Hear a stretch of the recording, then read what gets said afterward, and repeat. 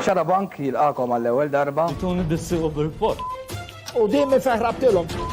They've without any reason. Dak li kienu Twin Towers. Ma ħallux tiġi gwerra fuqna. Kien estrieċta. U jisparaw. Ħadd ma jista' jemmen li dan il-Papa Il-Ġermanja waqt il-World Cup. Nsemmilkom il-Pjazza tal-Vatikan. Huwa l-bidu ta' staġun politiku ġdid. Is-sitt eżorċisti. Wasalna Ħajiti. Il-gwerra. Kellu jmur 6 pajjiżi oħra. Le, mhux huma kienu. Fl-aħħar se jinħeles. Terroristi li għaddew minn hawn sparaw n-nies is-synthetic drug li ordnajna aħna. Il-karozza għaddiet minn miegħi. Chris Bartolo jinħareġ mill-ħabs triq li minna ġesu għadda.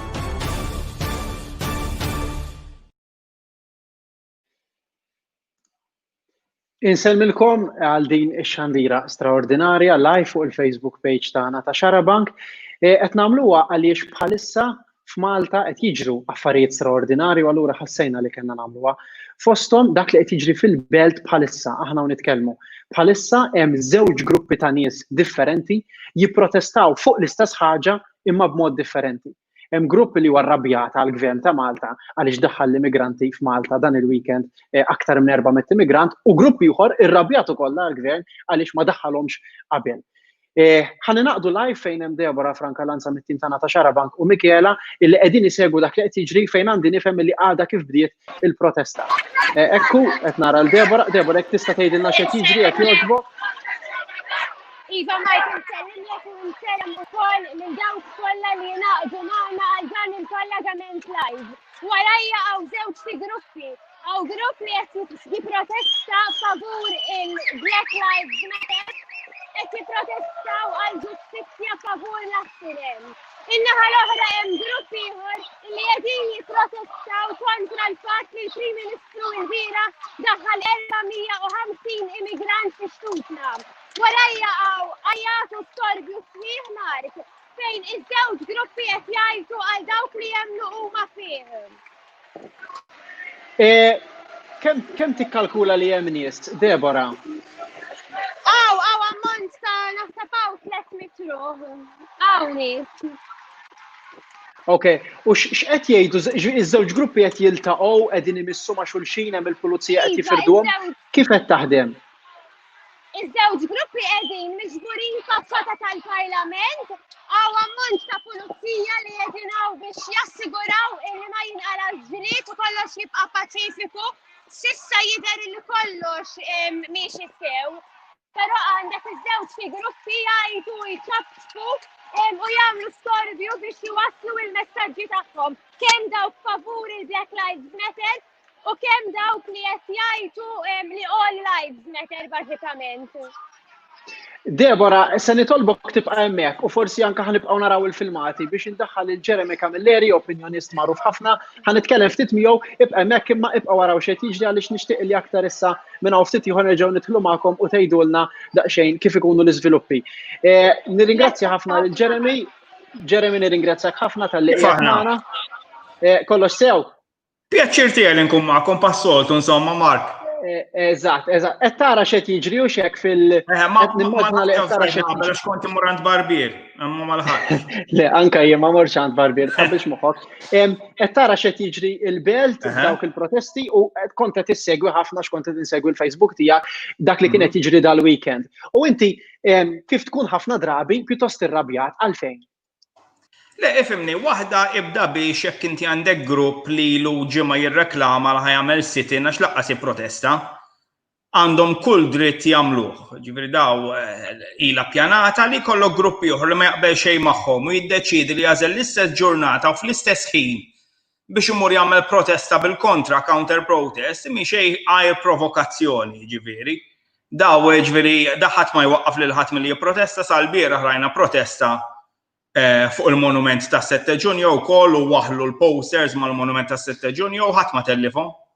Però llum ikollok protest oħra u jmorrulek l-istess nies biex bażikament jirridikolaw jew jattakkaw il-protesta li qiegħda ssir mixejn provokazzjoni u fl-opinjoni tiegħi xhieda ta' intolleranza li m'iniex niskanta għax il-grupp li ma kienx ippjanat jagħmel protesta u tħajjar għax hemm protesta kontra r-razziżmu meta inti tkun ovvjament kontra min qed jipprotesta kontra razziżmu, ovvjament dik biżejjed ukoll biex turi l-ħsieb tiegħek kemm inti intolleranti.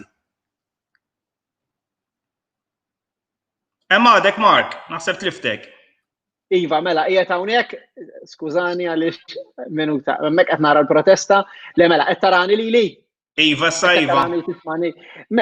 Tifhem illi teżisti xi tip ta' problema, ġifieri Malta dal-weekend għandha aktar issa wara dal-weekend aktar minn 400 immigrant ġdid. Dawn nifilħu għalihom x'inhi l-opinjoni tiegħek fuqhom? X'suppost nagħmlu? Imma għalfejn nirrelataw il-problema tal-immigrazzjoni bil-fors mal-problema tar-razziżmu. Fis-sens li jiena jista' jkun li nargumenta li Malta m'hawn spazju biżżejjed tal-aktar immigranti, issa insa l-ipokrizija li ma nebda problema li jiġu 20,000 fis-sena jfittxu xogħol u naċċettawhom jew li nbijaw iċ-ċittadinanza għax imbagħad kollox tittajt. Imma inti tista' targumenta u jkun argument validu li persuna jgħidlek isma' Malta hija żgħira, għandna ċertu restrizzjonijiet mela allura m'għandniex indaħlu aktar immigranti. Nifhem dak l-argument, però protesta tal-lum hija fuq x'qed jiġri Malta u fid-dinja. Jiġri fid-dinja, d-dinja rrabjata għal fatt li ħajja ta' persuna sewda donna tiswa inqas. Dak huwa l-iskop tal-protesta tal-lum. Hija problema dinjija. Mela inti għandek Malta qed tipprotesta fuq il-fatt li ħajja ta' iswed tiswa inqas. Mbagħad ikollok min litteralment din il-protesta turtaħ u jirrabja u jinħaraq, ma x'inhu l-iskop? Għax inti hemm differenza bejn l-immigrazzjoni u l-argumenti marbuta mal-immigrazzjoni. U l-argumenti li huma purament razzisti. Allura jekk inti m'intix razzist, però tinkwieta mill-immigrazzjoni, għalfejn illum tagħmel counter protest fuq min qed jilmenta fuq ir-razziżmu. X'sens loġiku fiha di? Issa meta inti tilmenta kontra r-razziżmu, m'intix neċessarjament tilmenta kontra jew favur l-immigranti? Aħna naraw każi Mark f'Malta fejn nies li huma Maltin, twildu Malta, trabbew Malta għax huma Suwed qed jiġu attakkati.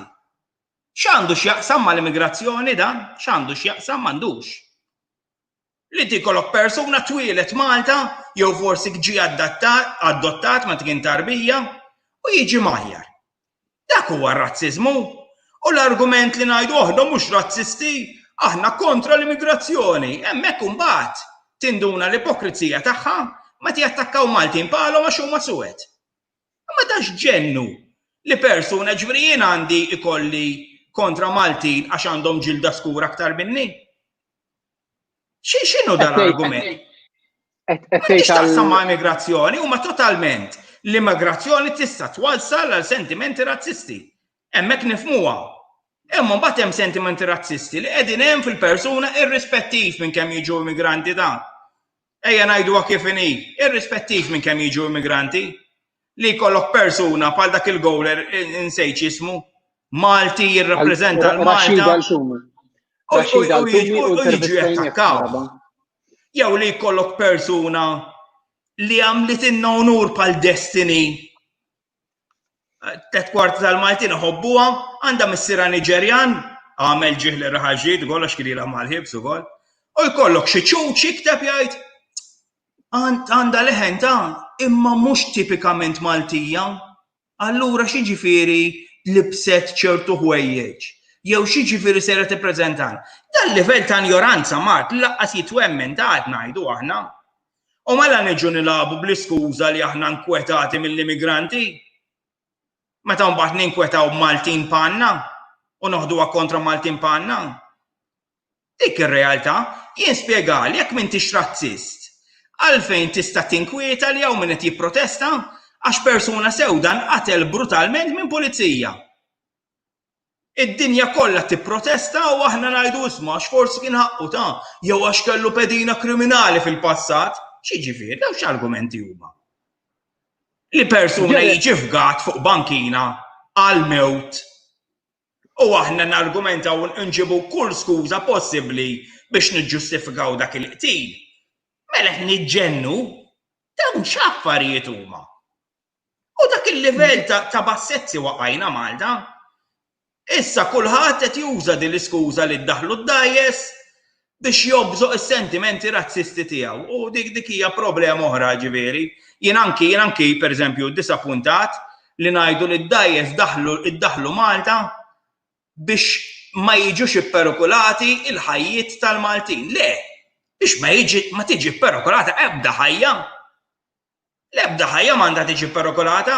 Issa li mill-Unjoni Ewropea li mhux qed turi solidarjetà magħna, argument validissimu li aħna bħala pajjiż żgħar ma nistgħux inġorru t-toqol tar-refuġġjati u l-immigranti li ġejjin mill-Afrika, argument validissimu ieħor. Però 3/4 tal-argumenti mhumiex ħabba daw il-concerns, mhumiex ħabba l-inkwiet tad-daqs ta' Malta, huma bbażati l-eruq tagħhom huma fir-razziżmu. Ejja let's call a spade u ngħidu li għandna problema. L-aħħar mistoqsija, Jeremy, l-aħħar mistoqsija u nerġgħu nieħdu link oħra. Dawn kienu immigranti li kienu ilhom hemmhekk fuq il-baħar 40 jum.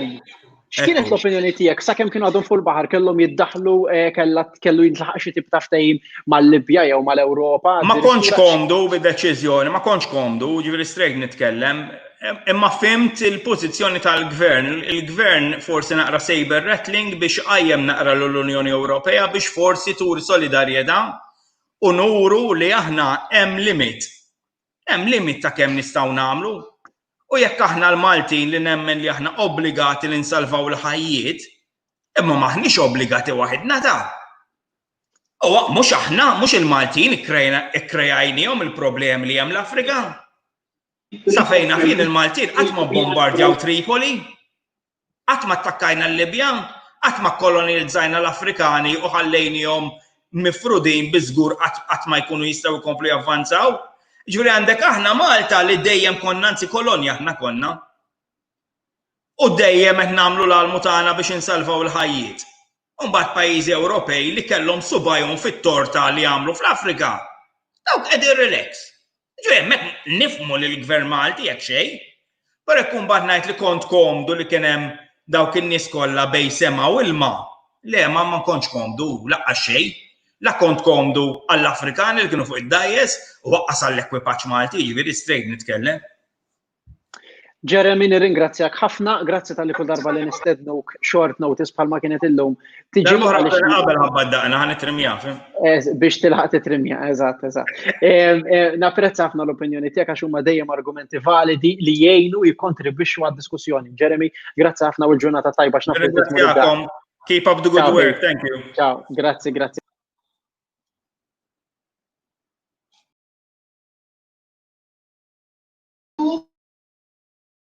Huri Johannes, Omer Sejde. Mela, qed tismani Debora. Teklaj Knifer. Filmati. Mela ma naħsibx li. Okej, tista' tagħtina update fuq x'qed jiġri għax rajna ħafna kommozzjoni waqt li kienet jitkellem Jeremy ma bdejx nifhem eżatt x'qed jiġri. L-ewwel qed nikkrijaw madwar 300 persuna, però kont żbaljata għaw ħafna iktar minn 300 persuna. Jekk rajtu ġibna xort minn fuq jidher li hawn ġabra kbira ta' nies. Bħalissa hawn xi diskors li qed ifakkar in-nies dawk kollha li jinqatlu minħabba l-kulur tal-ġilda tagħhom. In-naħa l-oħra hemm dawk li qed jgħidu favur il-Maltin u qed jgħidu li dawn in-nies mihomx fosthom hawnhekk Malta. Bħalissa jidher li hawn kollox paċifiku hawn il-pulizija li qed jitirdu iż-żewġ gruppi minn xulxin u qed jiddeterminaw li ovvjament jagħmlu ċerti li ma jkunx hawn ġlied. Okej, għalax inkwiet qed nassumi u x'hekk nispera. Tista' duman għala xejn. Okej. Ma nafx hekk tistgħux nisimgħu daqsxejn x'qed jiġri, x'qed tingħad hemmhekk. Anki sal-punt tal-mewt. Bħalissa iva jekk Michela forsi titlofa naqra fuq il-diskors li qed isir bħalissa Michela forsi tisma' naqra ma nafx hekk. Ekku għax Michela mhix qed tisma'na. Ekku iva qed nisimgħu jekk toqgħodu kwiet inkun nistgħu nisimgħu. L-immigrant u l-barrani f'Malta.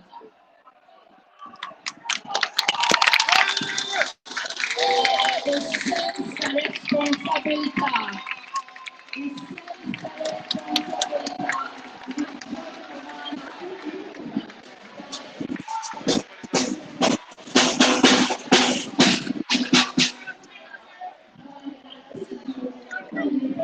Hawnhekk Mark, jekk qed tismani, Iva, qed nisimek. hawnhekk Mark qiegħda eżatt bejn iż-żewġ gruppi fejn għandi fuq in-naħa tal-left tiegħi il-grupp li qed jgħajjad Black Lives Matter u fuq in-naħa tar-right tiegħi hemm grupp illi ikolli ngħid huwa iżgħar fid-daqs li qed jgħajjad All Lives Matter. Okay. Bħalissa jekk qed tismani u jekk qed tismagħhom qegħdin jgħidu Malta tal-Maltin. Okay, jekk nistgħu nibqgħu nisimgħuhom tmorru aktar viċin nibqgħu nisimgħuhom.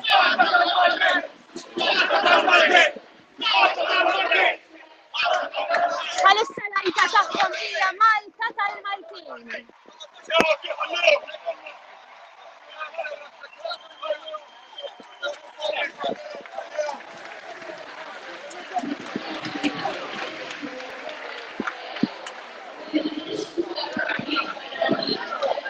Ma tantx jidher li ħadu gost bil-preżenza tagħna hekk kif imtejna minn qudiemhom Mark.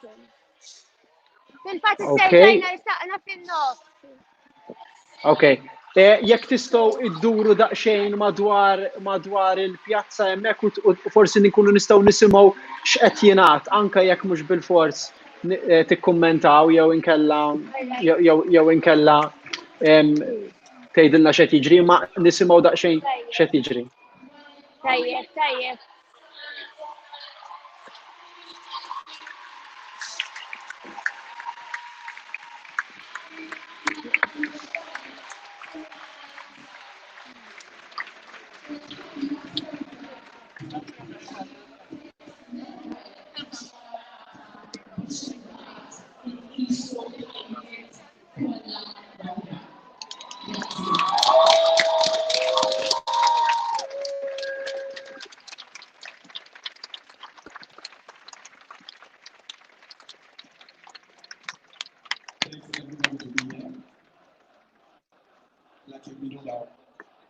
The racist, nobody more racist. That is a machine for the racists. We can stop together.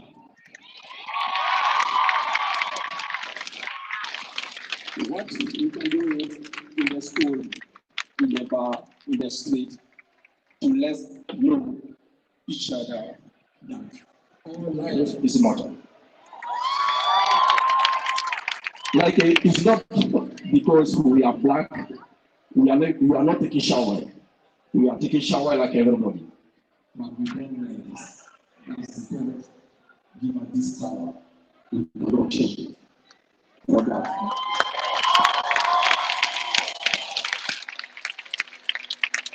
We are praying that for everybody to know that we are women. This life we can pray together. Nobody will stay in this life forever. Everybody will go. When your time reaches, you will live this life. For that, we have a short life together to make it. It's better to enjoy together to make this life.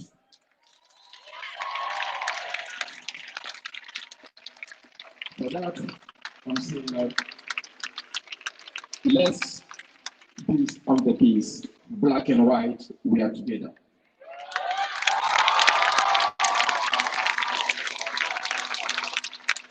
Like we are saying in our country, we say that black can never live without white, and white also can never live without black.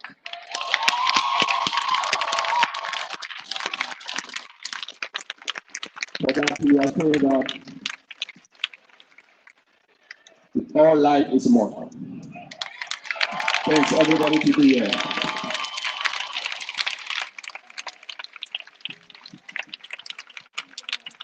Grazzi li kofat li ġew illum u li inaqadna biex inxertu messaġġ u biex niftakru messaġġ ta' mħabba u ta' inklużjoni U jekk hemm mument li kull wieħed minna għandu jkun kburi li huwa Malti, huwa dak li xerret il-messaġġ ta' mħabba.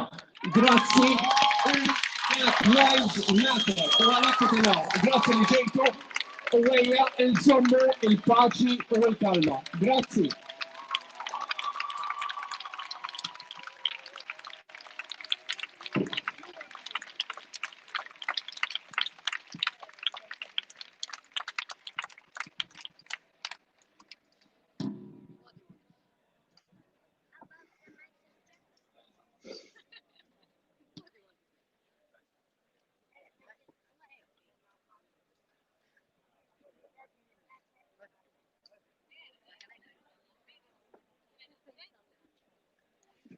Jidher hemmhekk li il-messaġġ tal-moviment Black Lives Matter huwa ejja nżommu l-paċi u l-kalma, dan huwa l-mument fejn naqbżu għal ħutna li għaddejjin mill-inġustizzji. Nixtieq li anke forsi nisimgħu jekk qed tismani Debora il-messaġġ tan-naħa l-oħra wkoll. Jackson said,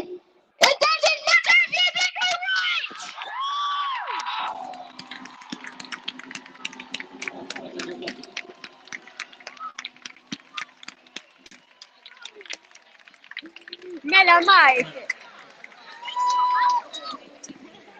Tista' tispjegana daqsxejn x'qed jiġri? Mela. Iva il-memory of Lassana Sissem.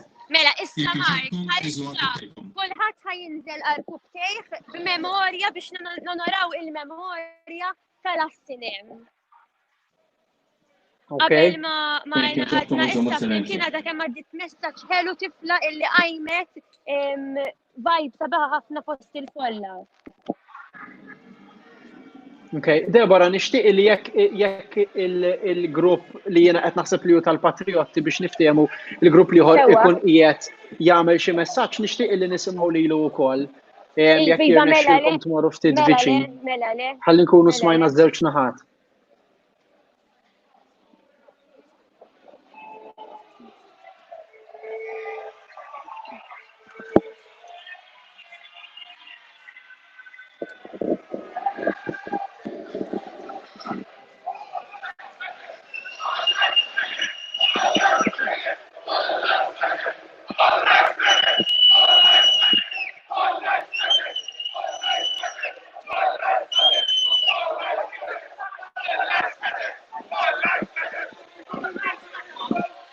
Il-messaġġ bħalissa tal-grupp ieħor dawk li qed jgħidu All Lives Matter ovvjament huwa proprju hekk, All Lives Matter.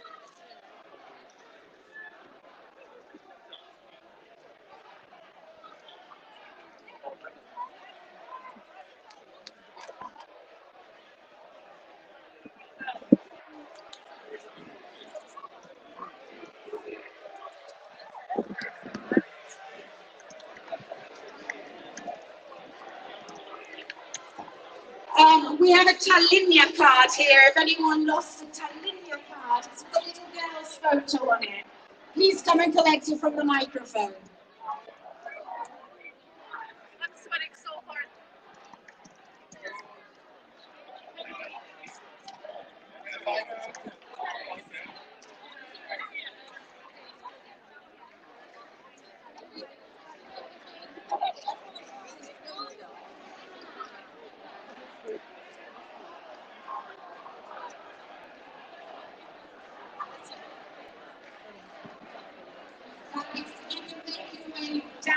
big stream. Let's trouble guys there. Jekk joġobkom, ejlu li għandna nies kapaċi. Tajjeb, ejlu problemi xogħol.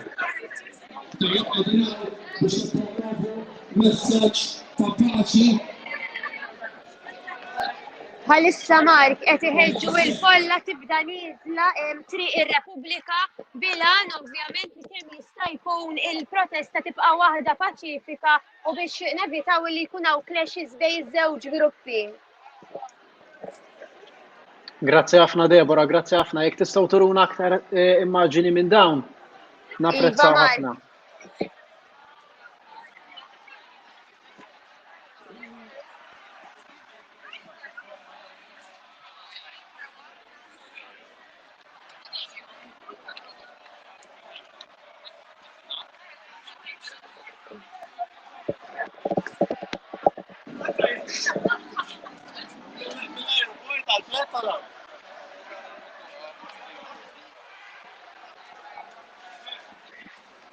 Deborah, ma nafx kif qed tismani u ma nafx jekk tistax forsi tersaq lejn xi persuni li qegħdin hemmhekk fid-dimostrazzjoni u tistaqsil xi ħadd minnhom għalfejn qiegħed hawnhekk x'inhu l-messaġġ. Naturalment ipprova kemm jista' jkun żomm is-social distancing, xi ħaġa li m'iniex qed nara li wisq qed tinżamm hemmhekk. Iva, għalkemm hawn ħafna nies bil-mask li hemm qed tkun ftit ta' problema, però ħalli naraw xi ħadd li jkun lest jagħtina kumment. Naturalment jgħidilhom dejjem qegħdin fuq il-Facebook We page ta' are Xarabank. live on Sharabank's Facebook page. Can you tell us why you are here? Here for justice and the justice system. Oh shit, sorry. Where am I Sharabang? What? Okay. Sharabang, no, thank you.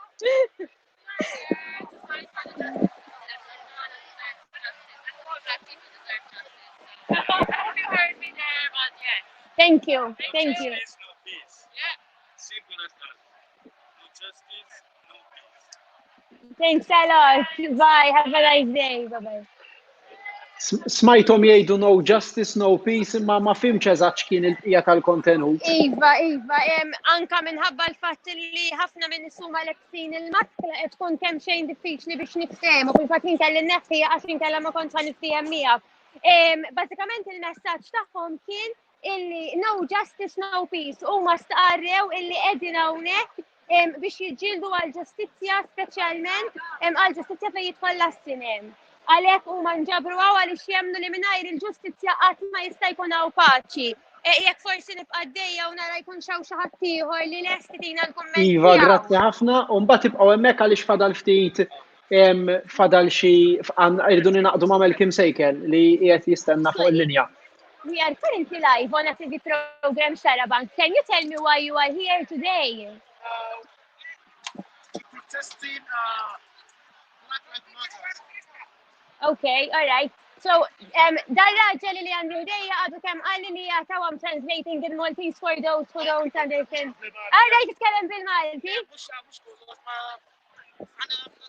All right, okay, mela, il-persuna li għandu ħdejja qalli li qed jitgħallem il-Malti qiegħed hawnhekk biex biex jadvokka u ovvjament ikompli iwassal dal-messaġġ li Black Lives Matter. In-nies li huma ta' Carlo John School, in-nies li huma suwed ħajjithom tiswa wkoll.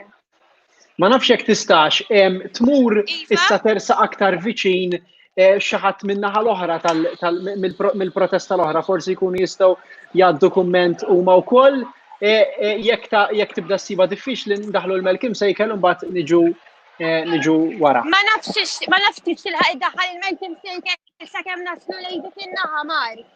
Iva. Mela, grazzi ħafna Alissa. Grazzi Mark, grazzi. Mela, kif qegħdin taraw dak huwa x'qed jiġri l-Belt, se nkomplu nsegwu x'qed jiġri l-Belt biex infakrukom daqsxejn.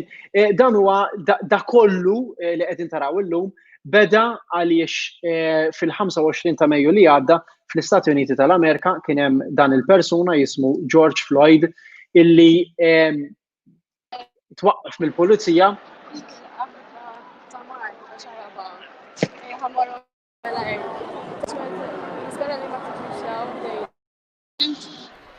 cannot breathe. You're a tough guy. Check his pulse. Check his pulse, Kyle. You could clearly hear Mr. Floyd saying that I cannot breathe. Now, Mr. Floyd was being arrested following reports of using counterfeit money. He died shortly after arriving at hospital. Min sensieħ. Wara ftit ma jibqax konxju u jintilef minn sensieħ. Skużawni għaliex qegħdin taraw biċċa minni u biċċa mill-ritratt ta' George Floyd dak huwa żball tekniku, però hemm xi ħaġa oħra li ġrat ukoll f'Malta li kienet din il-ħaġa. Il-persuna li jismu Lassa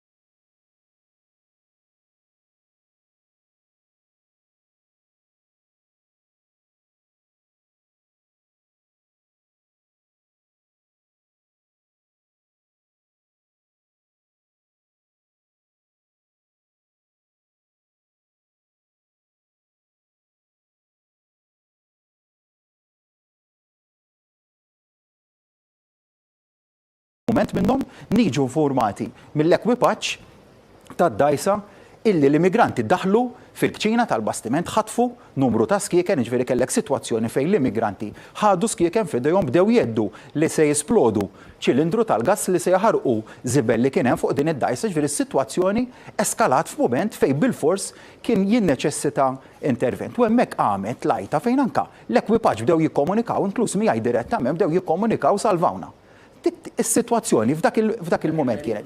Spjega wkoll kif id-deċiżjoni kellha tittieħed f'nofsija. U kellek ukoll is-sitwazzjoni li kieku tlajna aħna fil-maltemp li kien hemm il-bieraħ, ma ninsewx li l-bieraħ kien maltemp ta' forza 6 tal forza 7.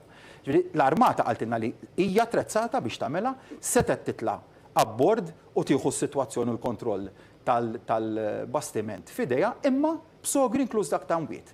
L-ekwipaġġ il-bieraħ f'mument minnhom huma fuq, l-ekwipaġġ fuq u l-membri tas-sigurtà fuq, l-immigranti okkupaw taħt u tawna nofsija ċans. Nofsija ċans inkella jaħtfu lill-ekwipaġġ f'idejhom. Mela d-deċiżjoni ridet tittieħed f'nofsija.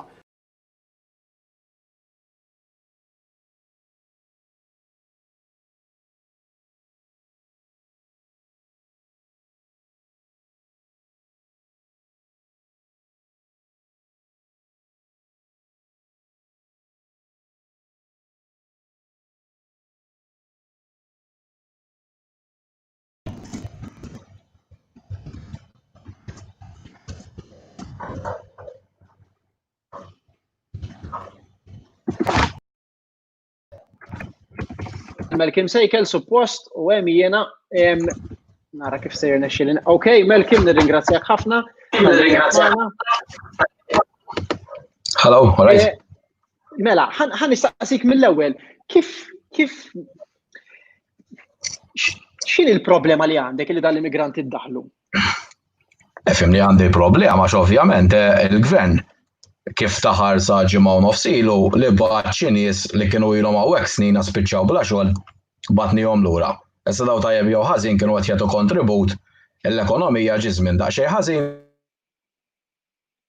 u batnihom lura. U f'daqqa waħda d-darba mitruħ li lataf minn fejn ġew daw daħħannihom għas-sempliċi raġuni daw għax protestaw u kienu vjolenti. Voldri il-messaġġ li qed nagħtu daw ħażin. Kissru u użaw il-vjolenza u titħlu. Fil-fatt ma daħħalx id-dajsa li kien hemm inkwit fuqha daħħalhom kollha. Għax daw kienu jgħidu issa nagħmlu l-istess aħna u nidħlu aħna wkoll. Apparti hekk Malta ma tiflaħx iktar nies. Jien da diskors inni ngħidu snin. Anke nies legali m'għandniex bżonn daqshekk. Aħseb huwa iktar illegali.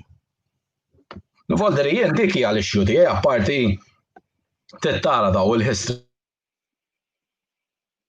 tagħhom minn fejn ġew għali minnhom. Da ma niċċekkjaw xejn bniedem meta jiġi legali. M'għandek history ta' xejn minnu da. Jiena dak it-tip ta' nies ma rridhomx irrelevanti. Viva, imma li dak li jiġi illegali. Dak li jiġi illegali mhux xorta jista' jagħti kontribut. Di li ma nifhimx għax isu pereżempju qatt ma narak tgerger fuq it-turisti li jidħlu. jidħlu 1.5 miljun turist fis-sena. Dawk mhux ukoll qegħdin jiżgumbrawna. Imma dawk rajt kif għax din ma nistax nifhimha. Fil-fatt jien ġieli tkellimt ukoll dal-aħħar hemm bżonn li fuq it-turisti għal quality tourism ukoll. Ma jistax ikun ġod il-biċċa gżira numri, konna nafu fiex wasalna aħna qabel il-COVID biex tmur għax-xogħol siegħa u nofs, biex tmur lura d-dar siegħa u nofs. Construction kollu kien. Inqax tussiġar biex nagħmlu iktar toroq.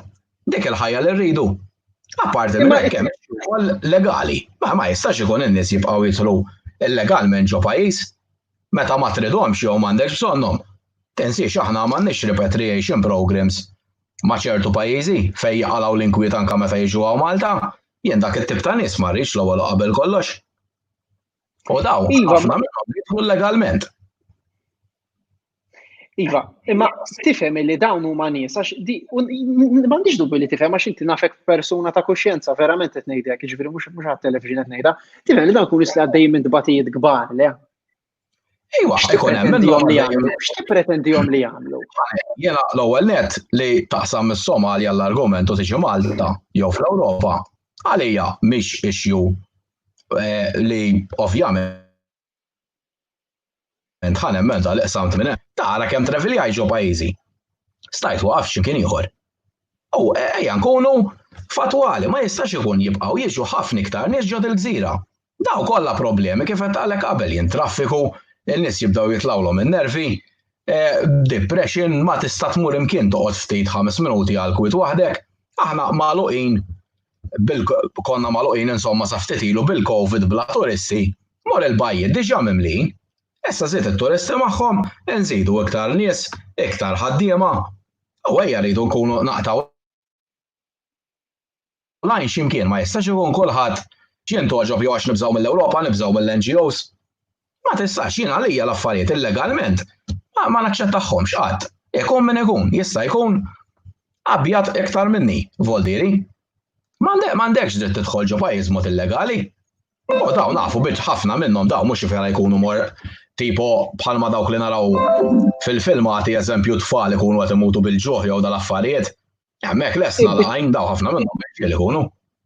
M'għandux x'jaqsam għal xirġiel ma jistax ikunu qed ibagħtu l-ġuħ pereżempju, ma jistax ikunu qed imutu, ma jistax ikunu qed ibagħtu persekuzzjoni pereżempju. Ma nafx hekk smajtniex. Voldri issa mbagħad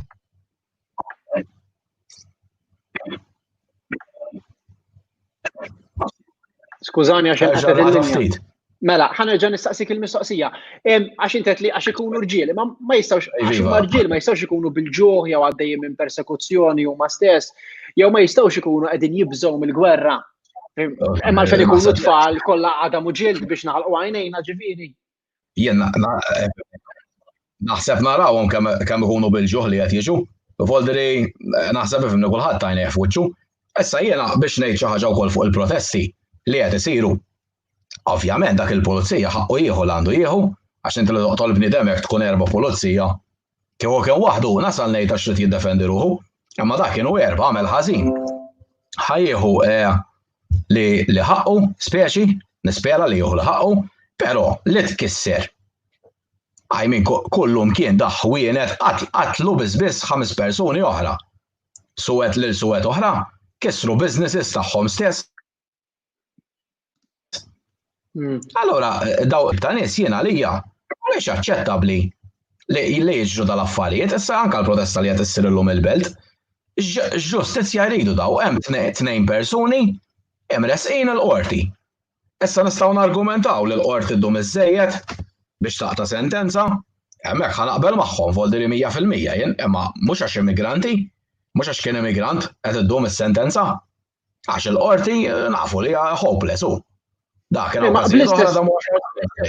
Bl-istess argument, x'qed jagħmlu hemm in-nies l-oħra? Għax jien nista' ngħidlek mhux qed nifhem għalfejn hemm il-protesta l-oħra, ġifieri qed jipprotestaw kontra li ssir ġustizzja ma' xi ħadd iswed li nqatel. L-oħrajn qed jipprotestaw dejjem sa fejn fjena li ma jridux iktar immigranti illegali jidħlu ġol pajjiż. Li hija storja differenti. U jiena naqbel magħhom 100% m'għandhomx jidħlu mela ħanqogħdu nilagħbu. U jiena il-gvern irid jaqbad, jieħu deċiżjonijiet u l-Ewropa mhix ħatejna. Naħseb llum għandna 15-il sena, daw dejja hija l-verità ta' xejn noqogħdu neħbew. Daw ma jridhom ħadd. Kieku jriduhom daw, ħsibt bħal Ġermanja ma joħduhomx kieku għandhom bżonnhom, jew iriduhom iktar ġo pajjiżhom. Daw billi jieħdu 10,000 minn hawn mhux ħadħosshom ġol Ġermanja. Però ħadd ma jridhom. Allura nibbilgħu bil-fors kollox aħna. Il-pajjiżi l-oħra jieħdu u qegħdin jieħdu, mhux qed jieħdu biżżejjed ngħid jien. Hija orajt mhux qed jieħdu biżżejjed naqblu. Kultant biex ta' parsi nżommu l-ħbiberija mal-pajjiżi. Nuqqas hija fil-fema tiegħi qasi problema li għandha tkun diġu l-Ewropa kemm il-problemi l-Afrika, rridu nsolvuhom l-Afrika. Ma solvihom wara li jiġu hawnhekk. Issa daw ta' jiena għandi opinjoni tiegħi da taħallhom jidħlu ġol Ewropa. Ħabba cheap labor u għal xejn iktar. Mhux għax l-Ewropa jħobbu l-Afrikani jew is-Suwed jew minn pajjiżi oħra. Daw cheap labor għal xejn iktar. Qed iġibuhom. U mbagħad hemm reket sħiħ voldi ċertu NGOs. U dan morru nġibuhom bid-dajsa nitfgħuhom mbagħad fuq xi dingi u fl-Ewropa. M'hemm l-ebda provi li dak ir-rekit jeżisti Melkim, anzi, kull darba li dawk id-dajes ittellaw il-qorti inħelsu u ħarġu liberati minn kull akkuża. Ġifieri issa m'hemm l-ebda provi la Malta u laqqas fl-Ewropa illi hemm xi rekit. Ma dawk hemm spjegazzjonijiet oħra għall-videos. Li għamel ġew toħru. Da volli kemm il-darba rajnija fil-politika, kemm inna Malta u pajjiżi oħra, korruzzjoni jgħidulek m'hawnx korruzzjoni. Kulħadd jaf li hemm il-korruzzjoni, issa biex iġġib il-provi naqbel miegħek storja oħra. Imma kulħadd jaf il-ħażin li qed isir, dawn narawhom fuq is-satellita, id-dajes sejrin hemmhekk jabbu n-nies u jiġu fl-Ewropa. Volli ma tistax tkun iktar ċara minn hekk. Issa ovvjament hekk tgħidli fuq il-qorti u hekk hemmhekk nista' naqbel miegħek, imma nafu x'inhu mal-issues. U ħadd kulħadd jibża jitkellem fuq dal-affarijiet. Pajjiżi l-Awstralja ma jidħlux immigranti illegali, issa l-Awstralja ħanejdu mhux pajjiż ċivilizzat. Il-Ġapan ma jidħlux immigranti illegali. Pajjiżi ieħor, l-Amerika naqsu sew ukoll immigranti illegali. Għax hemm gvern li qed iżomm sod fl-Ewropa għandek l-Ungerija, l-Polonja, il-pajjiż ma jidħlux in-nies bla doġġ. Aħna dejjem konna dik il-verità bqajna fil-mentalità kolonjali li jgħidulna rridu nagħmlu. Melkim nirringrazzjak ħafna tal-li kont magħna, anke lilek nirringrazzjak għax meta nkellmuk tiġi anke meta tkun short notice, nirringrazzjak ħafna u nawguralek il-bqija tal-lejla tajba. Grazzi. Mela, se nibqgħu insegwu, naturalment hemm diversi kummenti qed tikkummentaw ħafna dwar dak li qegħdin taraw u dak li qed jiġri se nkunu qed intellgħu xi kummenti minn hawn u ftit ieħor. Sa dan it-tant jidher li press conference li jekk ma bdietx waslet biex tibda dwar xi miżuri ġodda li se jitħabbru bħala parti mill-pakkett biex jgħin in-negozji u l-familji wara iqumu mill-COVID, konferenza tal-Prim Ministru li jidher jekk m'iniex sejjer żball illi għadha ma bdietx. Infakkarkom illi għandna aħna il-persuni l-Debora u l-Michela li qegħdin hemmhekk bħalissa kif qegħdin taraw fil-protesta. Debora u Michela qegħdin iduru jidher illi n-nies naqsu ħafna f'daqqa waħda, jidher illi qisu kulħadd qed jitferrex min kellu jagħmel xi punt għamlu u għaddiet. Ħanara daqsxejn, ħanara jekk nistgħux. Debora ma nafx hekk hux qed tismani.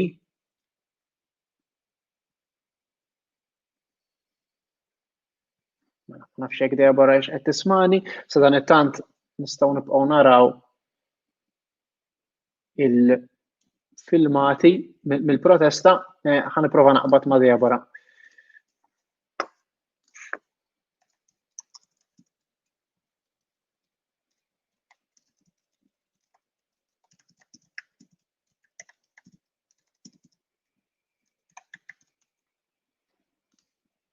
Mela, okay, jidher illi Debora qiegħda tismani b'xi mod, ma nafx hekk inqatax is-sound. Mela, Debora qed tismani? Okay. Mela, qiegħda tkellimni imma mhux qed nisimek. M'iniex qed nisimek, skużani. Ma nafx jekk inti xmjut minn naħa tiegħek, minn naħa tiegħi ma jidhirx li inti.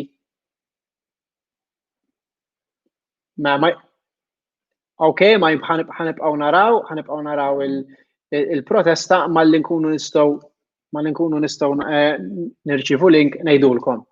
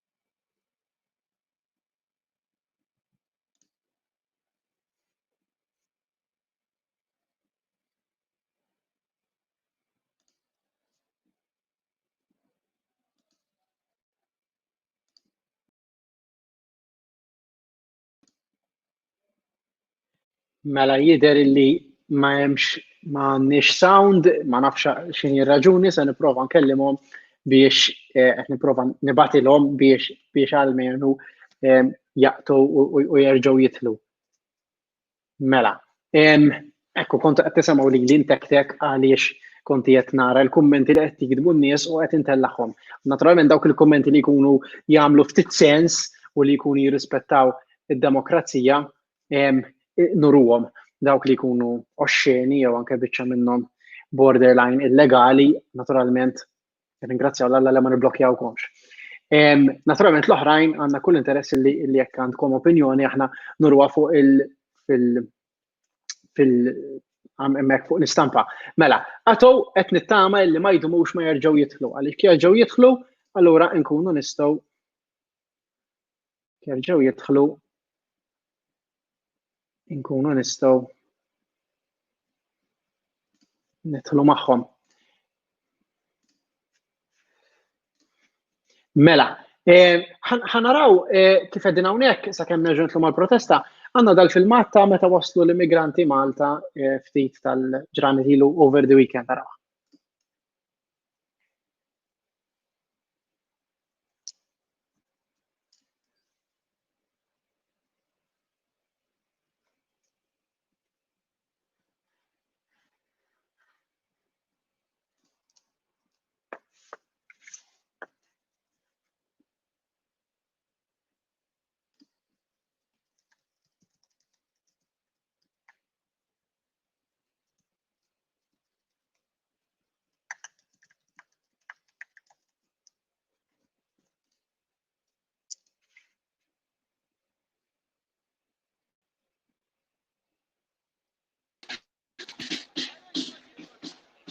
Jidher li issa għandna s-sound. Iva, qed nisimek. Iva, qed nisimek. Skużani ma bdejniex nitkellmu kellna problema bis-sound hemm għalejja għal ħafna mużika, ħafna daqq u spin fejn dawn in-nies qed anke jingħaqdu mal-Maltin u jistidnuna biex nislu magħhom. Hawn enerġija pożittiva u sabiħa ħafna bħalissa qudiem il-Parlament. Il-protesta l-oħra fiex waslet? Mela, jidher il-protesta l-oħra intemmet u kulħadd telaq minn qudiem il-Parlament. Jiġifieri fadal biss in-nies tal-protesta ta' il-Black Lives Matter biex niftehmu? Ekku, preċiżament. Okay, jiġifieri persuni l-oħra m'għadhomx hemmhekk. Okay. Kif inhi l-atmosfera? Tista' tgħidilna xi ħaġa jew forsi tidħlu aktar, naturalment toqgħodu attenti, ilbes il-maskra wkoll għax naf li kellek il-maskra qabel u idħlu bil-mod kemm tistgħu ħanisimgħuhom.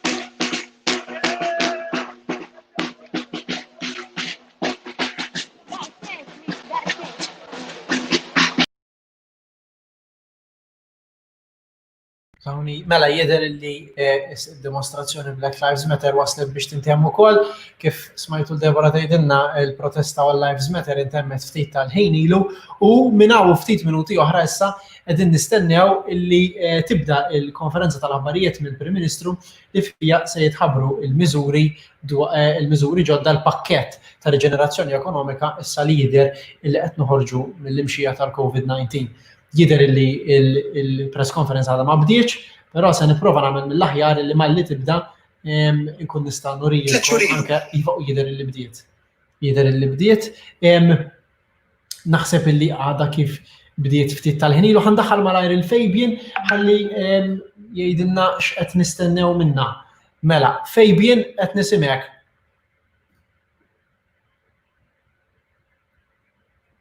Iva bdiet il-press conference minnaħa tal-Prim Ministru Roberta Bela fejn mistenni ħabbar numru ta' inċentivi minħabba dak li ġara fl-aħħar xhur. Nafu li prattikament kulħadd b'xi mod jew ieħor intlaqat mill-COVID-19, kien hemm numru ta' negozji li għalqu, kien hemm numru ta' ħaddiema li minn 5-day week niżlu saħansitra bit-3 u 2-day week, jiġifieri naqsilhom sew ix-xogħol.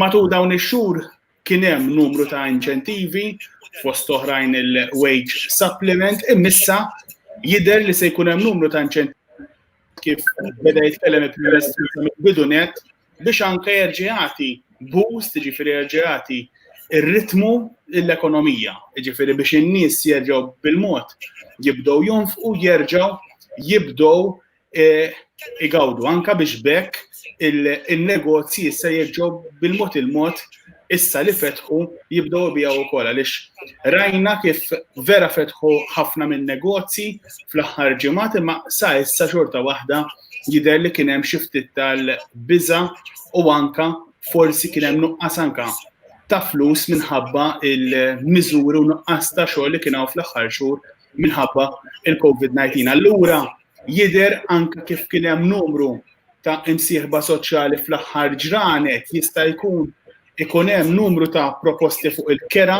għaliex nafu il-kera, l-pis tal-kera mill-aspett ta' negozji fl-aħħar xhur, jiġifieri anke meta il-negozji kienu magħluqin, pereżempju Mark. Apparti minn hekk jista' jkun ukoll kien hemm numru ta' proposti anke mill-oppożizzjoni fl-aħħar xhur dwar il-kontijiet tad-dawl u l-ilma li jista' jkun hemmhekk anke jkun hemm xi tip ta' żblokk f'dawn l-inċentivi se jħabbar il-Prim Ministru u anke numru ta' inċentivi oħrajn. Nistennew u naraw x'se jkunu. Bla dubju kien hemm anke il-fondi mill-Unjoni Ewropea dawn issa rridu naraw anke kif se jitqasmu matul dawn ix-xhur il-fondi biex terġa' tingħata spinta l-ekonomija u numri ta' miżuri oħrajn. Sa issa dan kollu huwa qegħdin nippruvaw naqtaw għaliex s'issa għadu ma tħabbar xejn. Ma issa li bdiet il-press conference min-naħa tal-Prim Ministru nistennew li minn ħin għal ieħor jibda jħabbar miżura għall-ekonomija. Sa waqt li qed nitkellem ukoll qed nipprova nsegwu minn ħin għal ieħor dak li qed jgħid issa. Kont se ngħidlek jekk nistgħux nippruvaw nitfgħu live għaliex naħseb li tkun idea. Naħseb aħjar, bħalissa l-iktar ħaġa importanti li nsimgħu dak li qed jgħid. Nisimgħu xi ngħid il-Prim Ministru dinja il-live li bħalissa qed jitrasmettu l-Facebook page ta' Television Malta.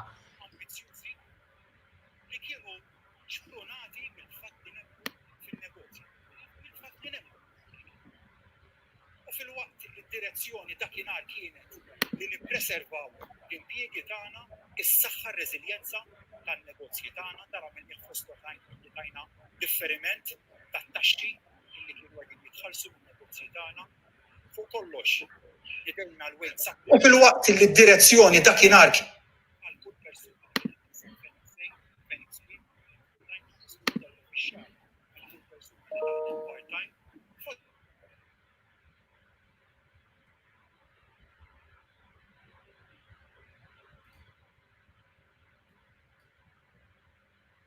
inċentivi oħrajn dejjem imma biħsib wieħed biex fil-mument illi pajjiżna joħroġ mill-pandemija mill-aspett ta' saħħa inkunu qegħdin up and running, in-negozji tagħna jkunu up and running biex jaħarbu u jiġru l qudiem. u jerġa' jkollna tkabbir ekonomiku li esperjenzajna f'dawn l-aħħar snin. Dak il-mument issa wasal. U għaliex konna bil-għaqal u għaliex nidejna dawk il-pakketti u miżuri inċentivi finanzjarji illum qegħdin f'qagħda li ser inniedu dan il-pjan ta' reġenerazzjoni għall-ekonomija tagħna li permezz tiegħu se nagħmlu il-pass li jmiss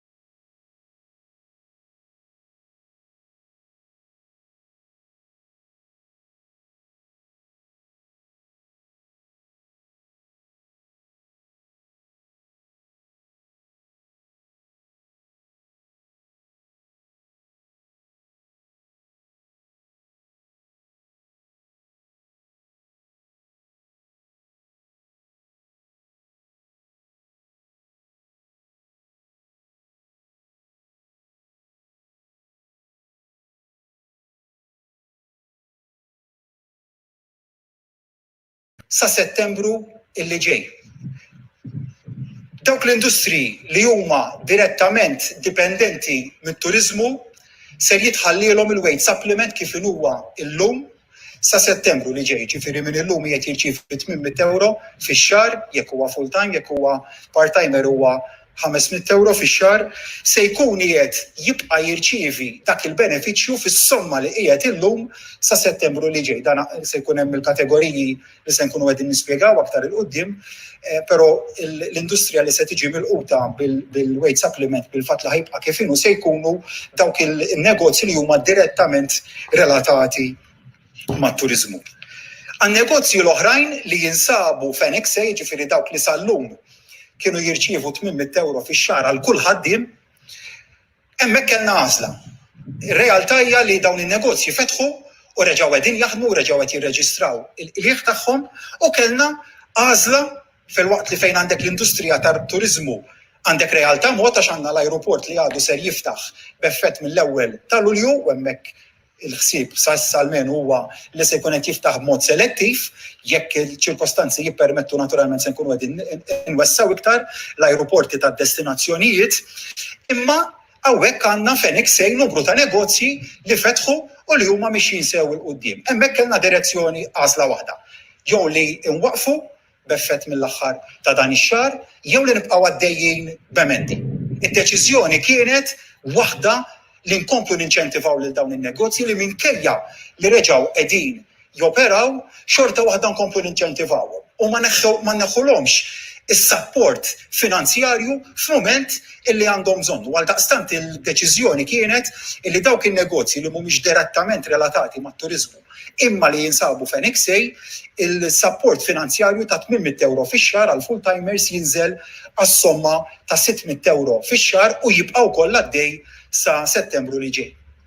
Għandek ukoll il-ċirkostanza ta' tielet kategorija ta' fost oħrajn is-servizzi personali illi bażikament wieħed jista' jitħaddet li qegħdin joperaw b'mod normali issa li jerġgħina ftaħna u hemmhekk l-industrija nnifisha qaltilna aħna issa li jerġgħina qegħdin noperaw b'mod normali m'għandniex bżonn illi tkomplu tagħtuna sosten finanzjarju.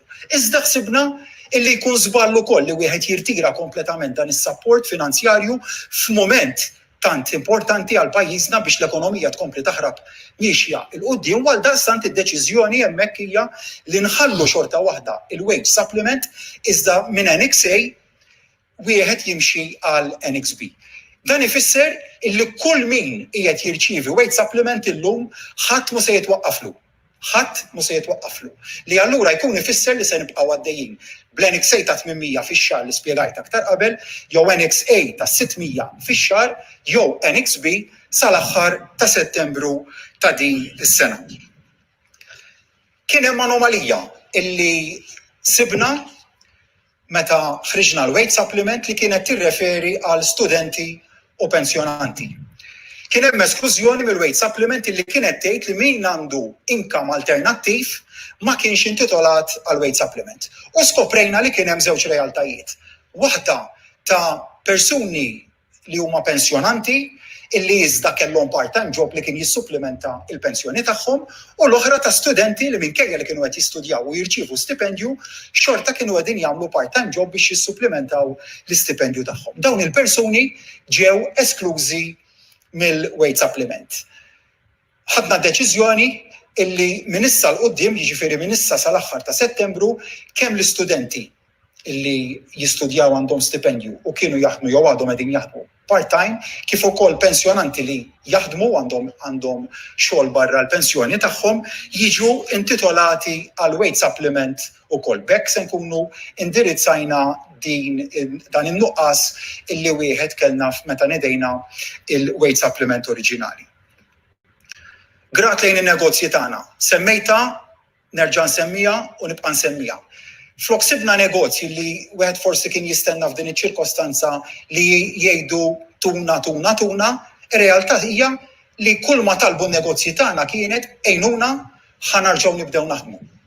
Dak kien qatt ma sibt pressjoni minn negozji tagħna, iżda sibt persuni li kollaboraw magħna biex nerġgħu mmexxu il-pajjiżna il quddiem.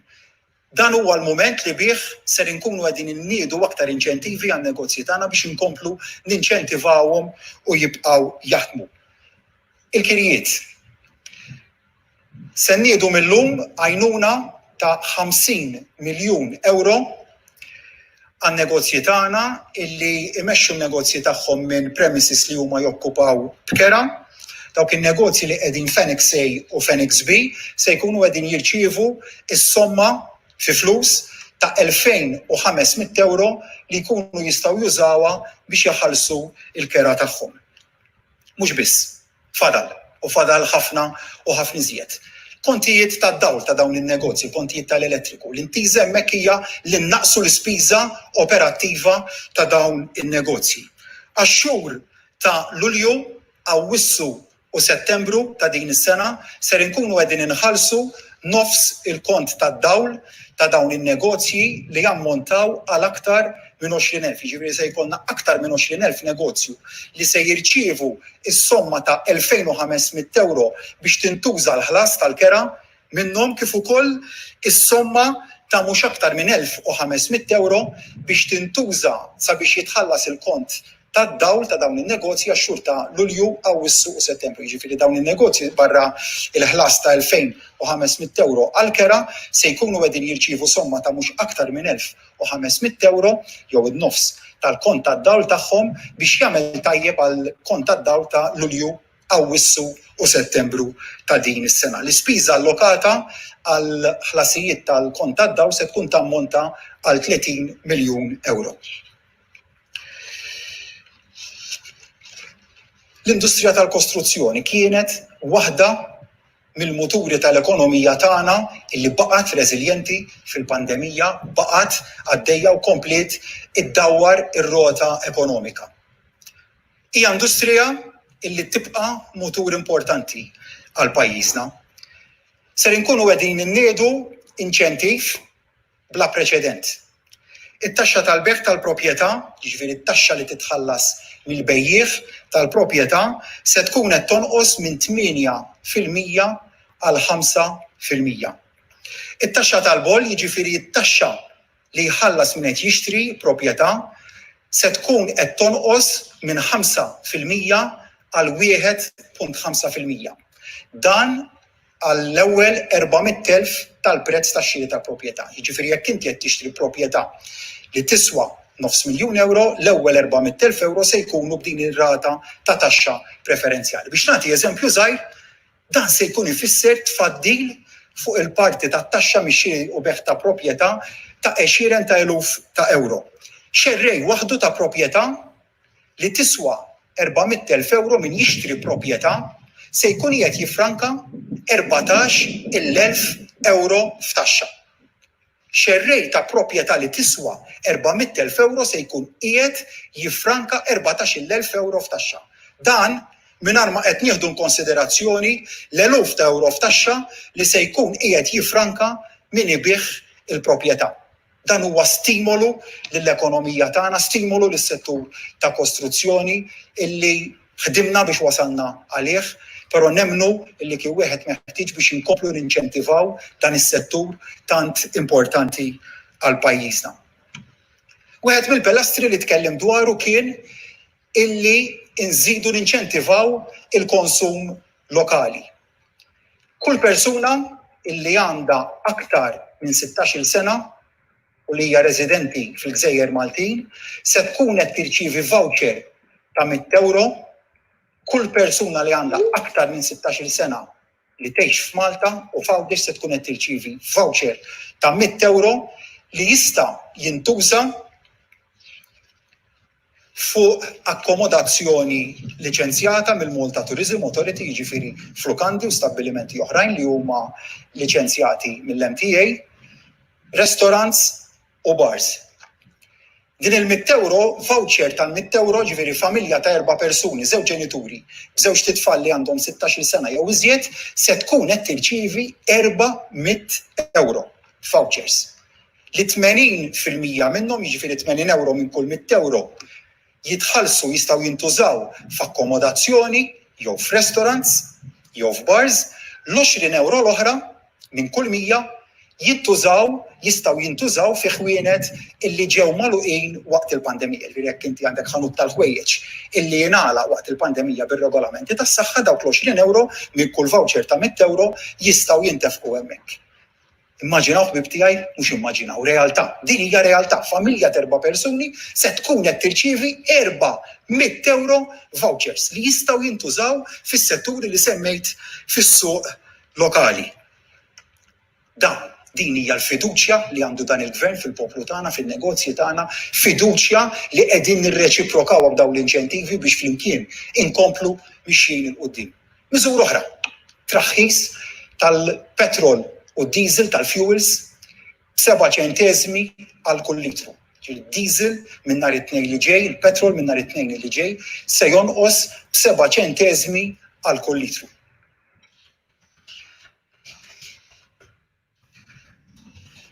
Dawn huma ftit mill-miżuri li beħsiebna nkomplu nħabbru il-lejla hemm oħrajn b'tema soċjali fosthom is-supplement il-ġdid li ser indaħħlu għall-in-work benefit, il-mod kif għamilna emendi fl-in-work benefit biex inkomplu nagħmluh aktar ġenerus illi aktar jinċentiva x-xogħol. Fl-aħħar mill-aħħar imma dan huwa budget ta' viżjoni u ta' direzzjoni. Direzzjoni illi jinċentiva x-xogħol. Li jinċentiva lil min jinvesti, li jinċentiva lil min lest illi jonfoq. Jiena nagħmel kuraġġ lil kulħadd dan huwa mument sabiħ għal pajjiżna mument fejn kulħadd kien qed jistenna li se jkollna dlam, minflok fittixna d-dawl u rajna li l-futur ta' pajjiżna ikun wieħed isbaħ mill-bieraħ. Għalhekk għada verament se jkun aħjar, bit-għada se jkun aħjar minn għadan. Ħalli fidejk Edward biex tkompli tħabbar aktar inċentivi sabiex inkomplu nagħmlu kuraġġ lill-ekonomija tagħna, lill-poplu tagħna u lin-negozji tagħna. Grazzi, Prim Ministru. Xogħli u l-ewwel nett illi infisser x'inhu l-pjan wara l-pjan. F'liema stat l-ekonomija qiegħda u x'tip ta' injezzjoni għandha bżonn biex tirkupra. Qed insemmulu pjan ta' reġenerazzjoni, rkupru, recovery, mini budget. Il-punt huwa li diġà għandna budget ġeneruż għal din is-sena 2020, jekk tiftakru f'Ottubru ħabbarna numru kbir ta' miżuri illi jagħtu l-benefiċċji soċjali u jsostni l-ekonomija. Imma allura għalfejn għandna bżonn budget ieħor supplementari biex imur oltre minn dak li għandna. Qegħdin fi stat m'għandix għalfejn infisser illi l-ekonomija għalha daqqa kbira. Id-daqqa ġiet imkejla fl-ewwel 3 xhur, irnexxielna nibqgħu fil-wiċċ tal-ilma kontra pajjiżi oħra li ħadu skoss.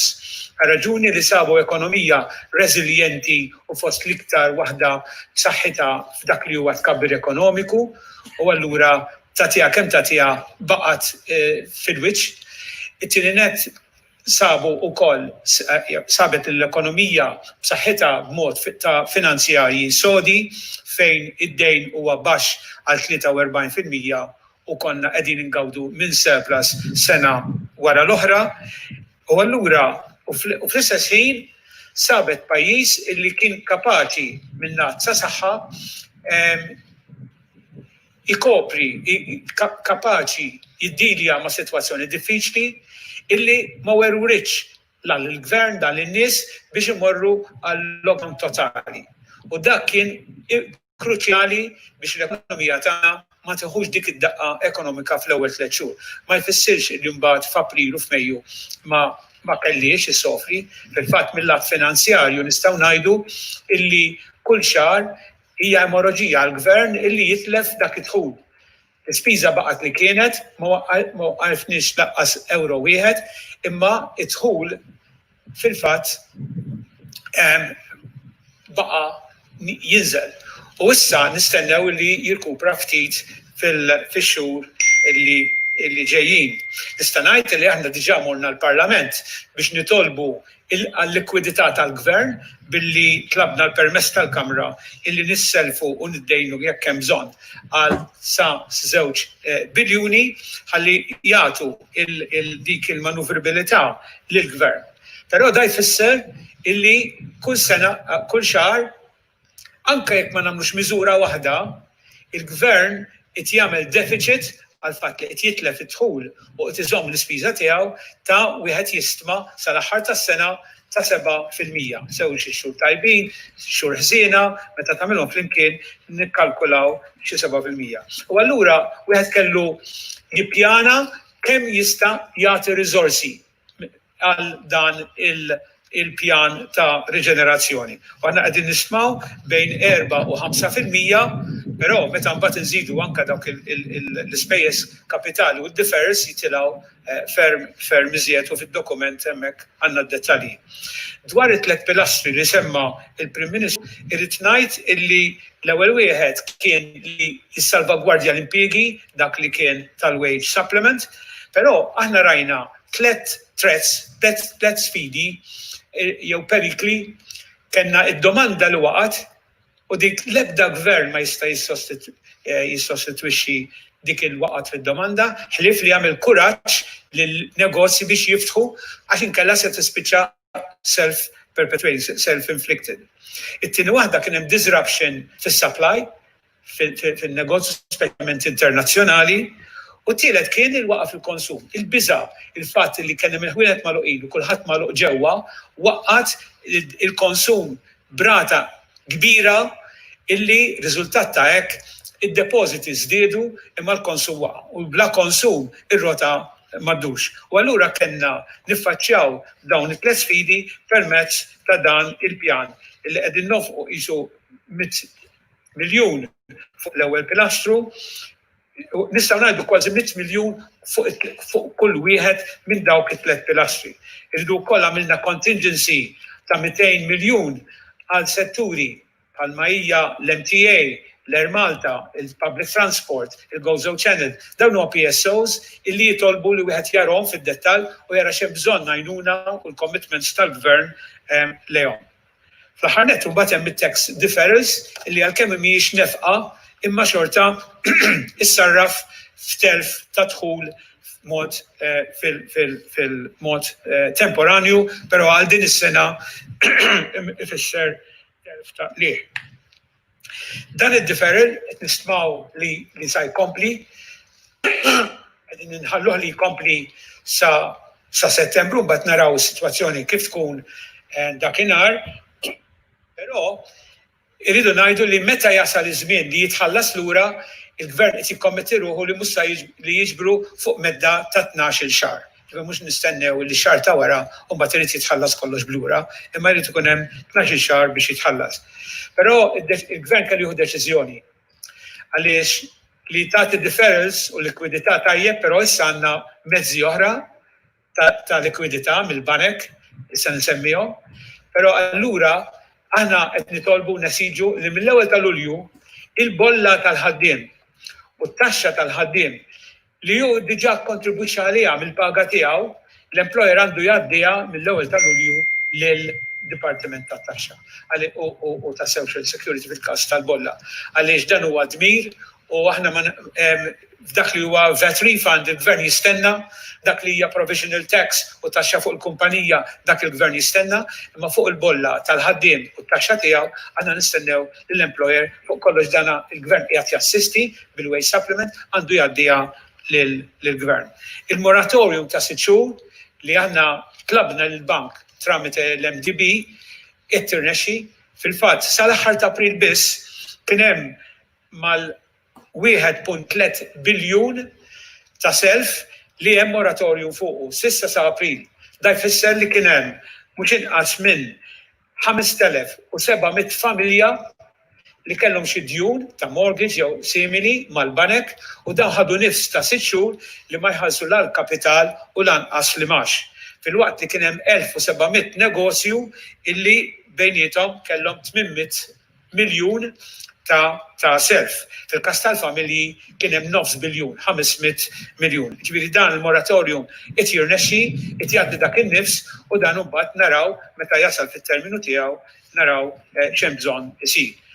Il-Gvern ukoll ġiegħ lill-MDB illi jidħol mal-MDB bil-garanzija li ta' 90% biex isir self mill-banek mhux biss imma jħallas l-imax ta' 2.5% tul sentejn sħaħ.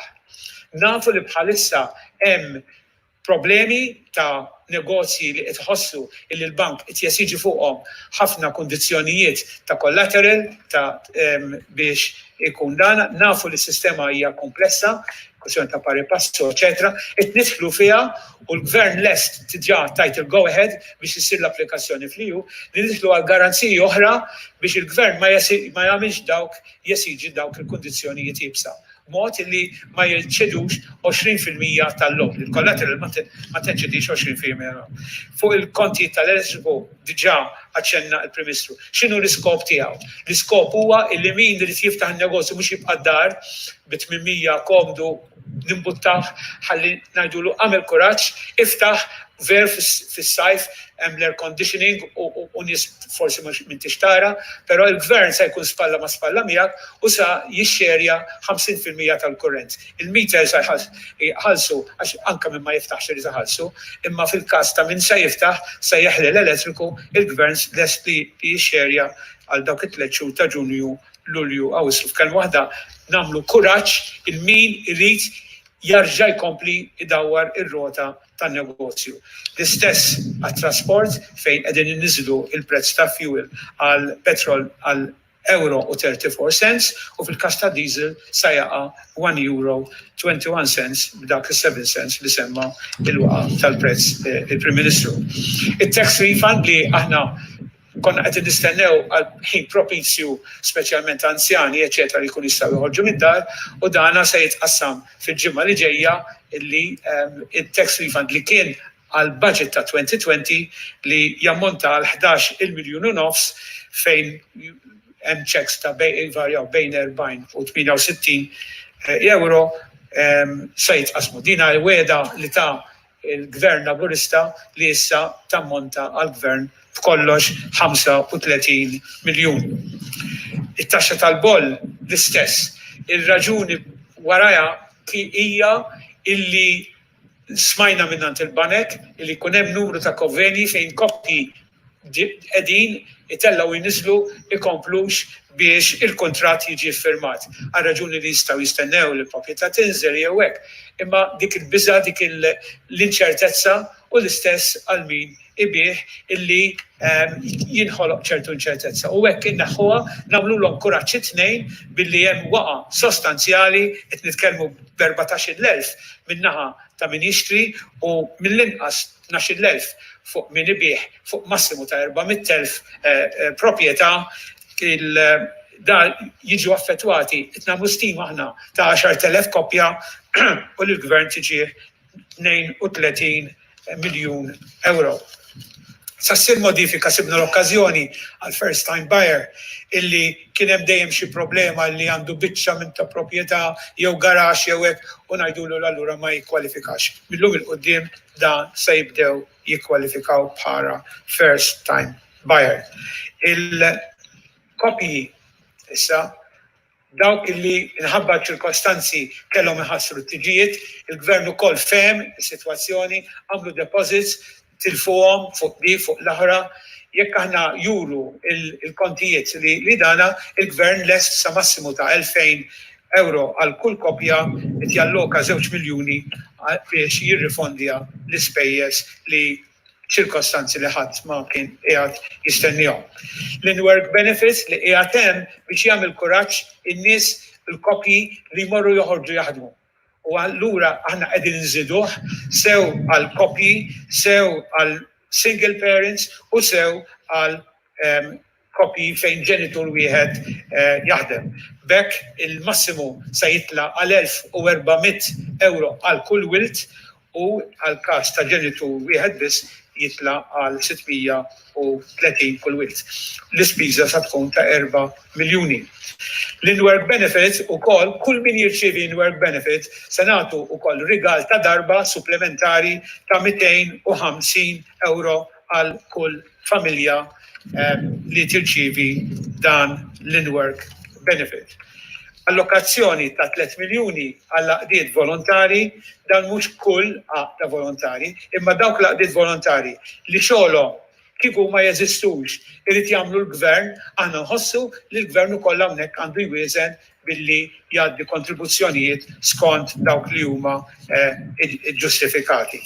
Se nagħtu wkoll kumpens ta' 2 miljuni b'kollox total lid-djar tal-anzjani. Nistgħu ngħidu li wieħed mis-suċċessi li l-pajjiż kellu fil-qasam tas-saħħa kien li min kien qed jimmaneġja sew fis-settur pubbliku u sew fis-settur privat għamel xogħlu tajjeb u ta' eżempju lil pajjiżi oħra fejn kellhom diżastri f'dawn l-istituzzjonijiet.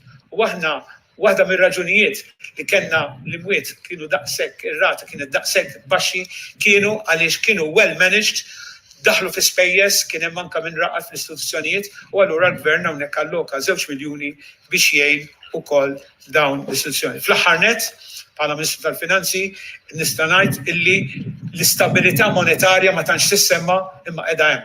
Il-banek, il-bonds, il-capital markets. U hawnhekk il-gvern daħal l-istess li hemm bżonn isir sa jagħmlu. Kull bond tal-kumpanija sa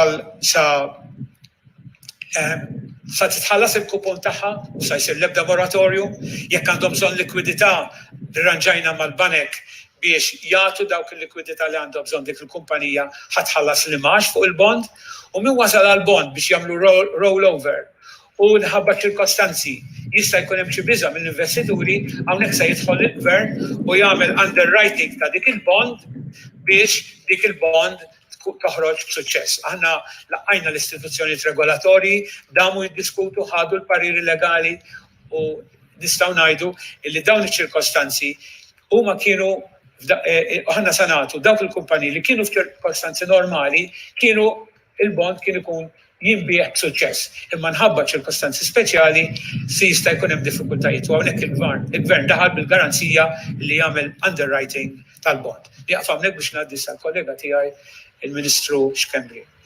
Grazzi Ministru Xikluna, Prim Ministru. Fiduċja u konfidenza. Issa li neħħejna ir-restrizzjonijiet li kellna fuq in-negozji tagħna rridu nimxu għal fażi li jmiss. Dik ta' tkabbir ekonomiku. U propju dan il-pjan għal riġenerazzjoni ekonomika għandu dik l-intenzjoni. Kif ħanerġgħu niġġeneraw tkabbir ekonomiku, kif ħandaħlu il-fiduċja fin-nies u fuq kollox kif il-poplu jerġa' jikseb dik il-konfidenza li jonfoq u jinvesti fil-pajjiż. Dan mbagħad se naraw kif ħajkompli eventwalment ħolqa minn katina ta' miżuri li jkomplu mbagħad jibni fuq il-budget li jitħabbar fuq f'Ottubru. Fil-waqt li semmejna li 3 pakketti li ħabbarna qabel kellhom intenzjoni partikolari, b'mod partikolari nsalvagwardjaw l-impjiegi ta' pajjiżna u nistgħu ngħidu li hemmhekk kellna suċċess għaliex ir-rat tal-fuq minn 90% tal-impjiegi ġew miżmuma, issa ħanaddu għal dan il-pjan li għandu skop kompletament differenti.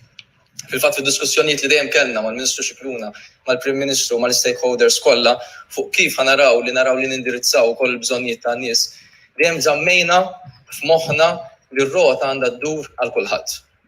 Għalhekk rajna li nfasslu dan il-pjan b'numbri ta' miżuri li huma intenzjonati sabiex l-ekonomija terġa' tirpilja. Għalhekk fil-waqt li l-miżura tal-wage supplement servi tal-iskop prinċipali tagħha, issa irridu naraw li l-mudell ekonomiku ma jkunx mibni fuq prinċipju u politika li inti tista' tieħu 800 euro u tiqpa' d-dar ma taħdibx. Għalhekk irridu naraw li bil-mod il-mod nibdew niddipartixxu minn din il-miżura, iżda fl-istess ħin nagħtu għajnuna ferm ikbar biex nistimulaw l-ekonomija tagħna u nerġgħu naraw ir-rota dur. Kif diġà ġie mħabbar u spjegat tajjeb il-Prim Ministru, il-wage supplement kif inhu llum il-ġurnata ħajqa kollu kif inhu sal-aħħar ta' Ġunju. Imbagħad mill-ewwel ta' Lulju sa l-aħħar ta' Settembru dan il-benefiċċju ħajqa l-istess, jiġifieri 800 euro għal full-timers, 500 euro għal part-timers, għal dawk l-operaturi fis-settur turistiku, jiġifieri hawnhekk qed ninkludu hotels, aġenziji tal-ivvjaġġar, skejjel tal-lingwi, kumpaniji li jorganizzaw events, kif ukoll it-trasport bl-ajru. Imbagħad dawk is-setturi li jiddependu mid-domanda lokali bħal dawk li jagħtu servizzi professjonali u personali, minkejja li qegħdin joperaw xorta, aħna se nibqgħu nagħtuhom is-support. Però daħ nkun qed naraw li minn NXA jimxu għal NXB. Dawk li llum il-ġurnata qegħdin fuq NXB ħajjibqgħu jieħdu l-għajnuna sal-aħħar ta' Settembru fuq NXB. Fil-waqt il-kumplament tan-negozji li ma semmejtx, dawk li qegħdin fuq NXA se jibda bit-tapering ta' dan il-benefiċċju fejn sal-aħħar Settembru dan il-benefiċċju minn 800 ħajinżel għal 600 għal full-timers u 375 euro għal part-timers. Hemmhekk ukoll taħdin il-klassifikazzjoni kif diġà ħabbar il-Prim Ministru daħħalna wkoll l-istudenti u l-pensjonanti li qegħdin jaħdmu. Dan ifisser li ħanerġgħu nkomplu nagħtu sosten il-fuq minn 20,000 azzjenda u self-employed li jirrappreżentaw il-fuq minn 90,000 ħaddiem. U l-investiment għal din il-miżura biss ħatkun 1.9 miljun euro. U ma ħnista nifqu hawn. Ma ħnista nifqu ngħinu n-negozju self-employed, il-ħaddiem u l-familji. Serħu raskom li se nkomplu nassistu lil min għadu ma sabx saqaf, sakemm naraw li kulħadd jerġa' jaqbad ir-ritmu tax-xogħol u għalhekk aħna bħala gvern se nibqgħu iva nkunu ta' spalla għalikom. Ħafna negozji kellhom jagħmlu perjodu twil magħluqa minħabba ir-restrizzjonijiet li aħna daħħalna ħalli kemm jista' jkunu magħfuq l-imxija tal-Covid. Dan wassal sabiex fil-waqt li kien hemm negozji magħluqin, f'perjodu ta' xahrejn ġew infadla fil-banek lokali 10 darbit l-ammont li kien hemm infaddal is-sena li għaddiet. Biex intikom eżempju, fil-waqt li s-sena li għaddiet dat tfaddil kien jammonta għal 90 miljun euro minn Jannar sa issa, Bħalissa dan it-tfaddil jammonta għal 900 miljun euro. Għalhekk, fl-istess ħin jagħtem ir-restrizzjonijiet fuq safar fejn Maltin mawċin jistgħu jmorru, is-sena li għaddiet bħala medja stajna naraw li kull Malti u kull Awċi jsifer almenu darba għal perjodu ta' ġimgħa fis-sena. In-nefqa totali ta' dawn il-familji Maltin barra minn Malta kienet tammonta għal madwar 600 miljun euro. Jiġifieri kważi 51 miljun euro fix-xahar. Min-naħa l-oħra jekk naraw l-infiq ta' dawn il-familji Maltin fuq dak li nsejħulu turiżmu intern ġewwa pajjiżna fuq perjodu ta' sena sħiħa da ma kienx jammonta iktar minn 50 miljun euro f'sena. Jiġri dak li jonfqu f'xahar barra jintnefaq f'sena hawn Malta. Għalhekk, f'perjodu bħal dan nixtiequ li l-Maltin dan is-sajf igawduh kemm jista' jkun u jgawduh ukoll bħala turisti ġewwa pajjiżna. Għalhekk biex niġġeneraw ukoll it-turiżmu intern se nkunu qegħdin nagħmlu miżura b'saħħitha ħafna sabiex naraw li r-rot terġa' ddur. Qed inħeġġu lill-poplu biex igawdi f'pajjiżna. Pajjiżna u destinazzjoni sabiħa fih innifsu. U bħalma turisti jiġu jgawdu hawnhekk aħna wkoll nistgħu ngawduh. Allura sabiex nagħtu dik l-ispinta għad domanda domestika se nkunu qed ngħinu l-negozju wkoll jirkupraw. Se nagħtu allokazzjoni ta' voucher ta' 100 euro lil kull persuna tal-fuq minn 16 sena li dan il-voucher ħajkun maqsum f'5 vouchers ta' 20 euro kull wieħed u kif diġà ġie spjegat 4 minn dawn il-vouchers jistgħu jiġu użati mill dawk il-ħwienet u negozji li huma liċenzjati mill-Malta Tourism Authority, jiġifieri holiday accommodations, ristoranti jew bars. Fil-waqt li l-voucher ta' 20 euro se jkun jista' jiġi jintuża fil-ħwienet l-oħra kollha li ġew magħluqa permezz ta' legal notice. Ħwienet tal-ħwejjeġ, retail, beauty parlors u ħafna oħrajn.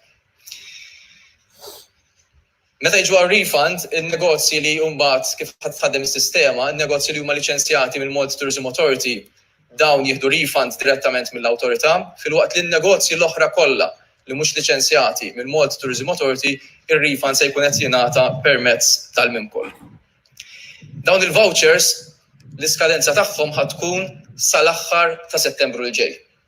Qed nagħmlu hekk ħaliex aħna nagħtu dik l-ispinta qawwija ħafna ta' fiduċja u infiq f'perjodu qasir ta' żmien. Din il-miżura waħedha tiswa 34 miljun euro. Immaġinaw f'inqas minn 3 xhur il-gvern ħajinjetta 34 miljun euro x'intefqu fin-negozji tagħna. Dak jekk jintużaw il-vouchers biss. Ovvjament, meta wieħed joħroġ ħajkun qed jonfoq iktar, jiġri l-amplifikazzjoni mbagħad ta' dik il-miżura ħad tkun ferm ikbar. U għalhekk nixtiequ nagħtu messaġġ b'saħħtu hawnhekk. Lill-familji iva tistgħu tkomplu bil-ħajja normali tagħkom. Għax se nkomplu mixin qudiem u iva tagħmlu sew jekk terġgħu tkomplu toħorġu, tieklu fir-ristoranti mal-familji tagħkom, tagħmlu sew li terġgħu tippjanaw weekend breaks ġewwa pajjiżna u taraw li anke qed ngħidulkom biex kemm jista' jkun tmorru tieħdu pjaċir ġewwa pajjiżna. Pajjiżna pajjiż sabiħ u allura ejja ħalli ngawduh kemm jista' jkun. Fl-aħħar mill-aħħar qegħdin naraw li anke b'dawn miżura ħankun qed inqasmu l-ġid biex noħolqu aktar ġid u dan is-sajf ħudu gost morru xtru għand in-negozji tagħkom, negozji Maltin u Awċin ħalli nkomplu ndawru r-rata ekonomika. Mod partikolari din miżura qed naraw li ħajkoll effett pożittiv ħafna, speċjalment f'dawk l-establishment ġewwa Għawdex. Bħalma ħajkun hemm għajnuna lill-intrapriżi fejn tidħol l-elettriku, se nagħtu sosten ukoll fuq l-ispejjeż tal-kera u spejjeż oħra. Prim Ministru ġa ħabbar somma b'saħħitha ta' 50 miljun euro li se tkun qiegħda tingħata f'kera li nirrifandaw il-kera għal dawk il-negozji li qegħdin fuq il-kera. Fil-fatt dawk li benefikaw mill-wage supplement li fuq minn 20,000 negozju self-employed se jistgħu jibbenefikaw minn qotja li tkopri parti mill-kera tagħhom għal perjodu ta' 3 xhur għal 2,500 euro sabiex naraw li nkomplu naqsu il-piżijiet minn fuq in-negozji tagħna. Mhux ħanifqu hemm, irridu nkomplu ngħinu n-negozji tagħna, speċjalment in-negozju żgħir. Għalhekk se ngħinu l dawk li investew fin-negozju tagħhom ġewwa pajjiżna is-sena li għaddiet u għalhekk gawdu mill-iskema tal-microinvest u allura għandhom tax credits, qed naraw li din is-sena ħatkun diffiċli li dawn isarfu it-tax credits fi flus. Għalhekk, minflok tax credits, 30% ta' dawk il-credits ħantuhomlhom hard cash bħala grant lilhom. Dan ifisser li l-fuq minn 2670 negozju f'Malta u 470 negozju f'Għawdex ħajkunu qegħdin igawdu minn din l-iskema li hemm allokat 5 miljun euro. Il-grant ħajkun ta' massimu għal 2,000 euro għan-negozju li qed f'Malta u biex ninċentivaw iktar in-negozji għawċin dan il-grant u n-negozji immexxija minn intraprenditriċi li huma nisa, dan il-grant minn 2,000 euro ħajitla għal 2,500 euro. Aktar għajnuna n-negozji. Qabel faqqat il-pandemija, ħafna negozji ħalsu liċenzja ġewwa pajjiżna. Din liċenzja ħalsuha biex joperaw għal perjodu ta' sena. Però aħna ħassejna li f'dan il-perjodu ma setgħux joperaw bl-operat normali tagħhom. Allura l-gvern ħajkun qed jara li jirrifondi il-ħlas tal-liċenzja kollha sħiħa ta' sena lura il dawn in-negozji.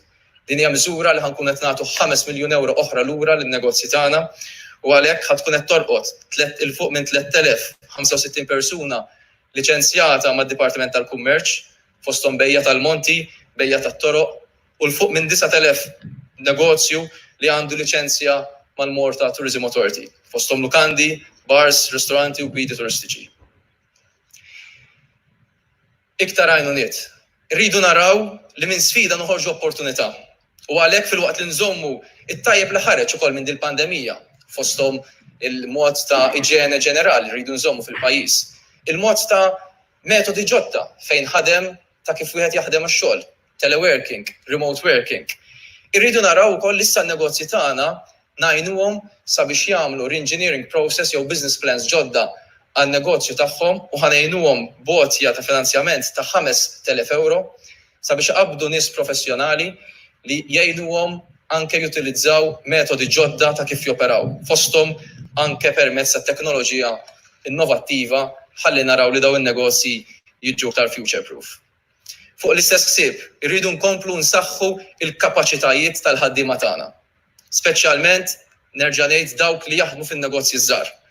Għalhekk ser nieħdu skema darba indirizzata għal dawk in-negozji li ħadmu inqas minn 50 persuna magħhom sabiex hemmhekk jagħmlu skills development. U hawnhekk ħanallokaw is-somma ta' 5 miljun euro oħra. Il-pandemija waslet għal taqlib fis-settur loġistiku ta' pajjiżna u għalliet il-prezzijiet ta' trasport.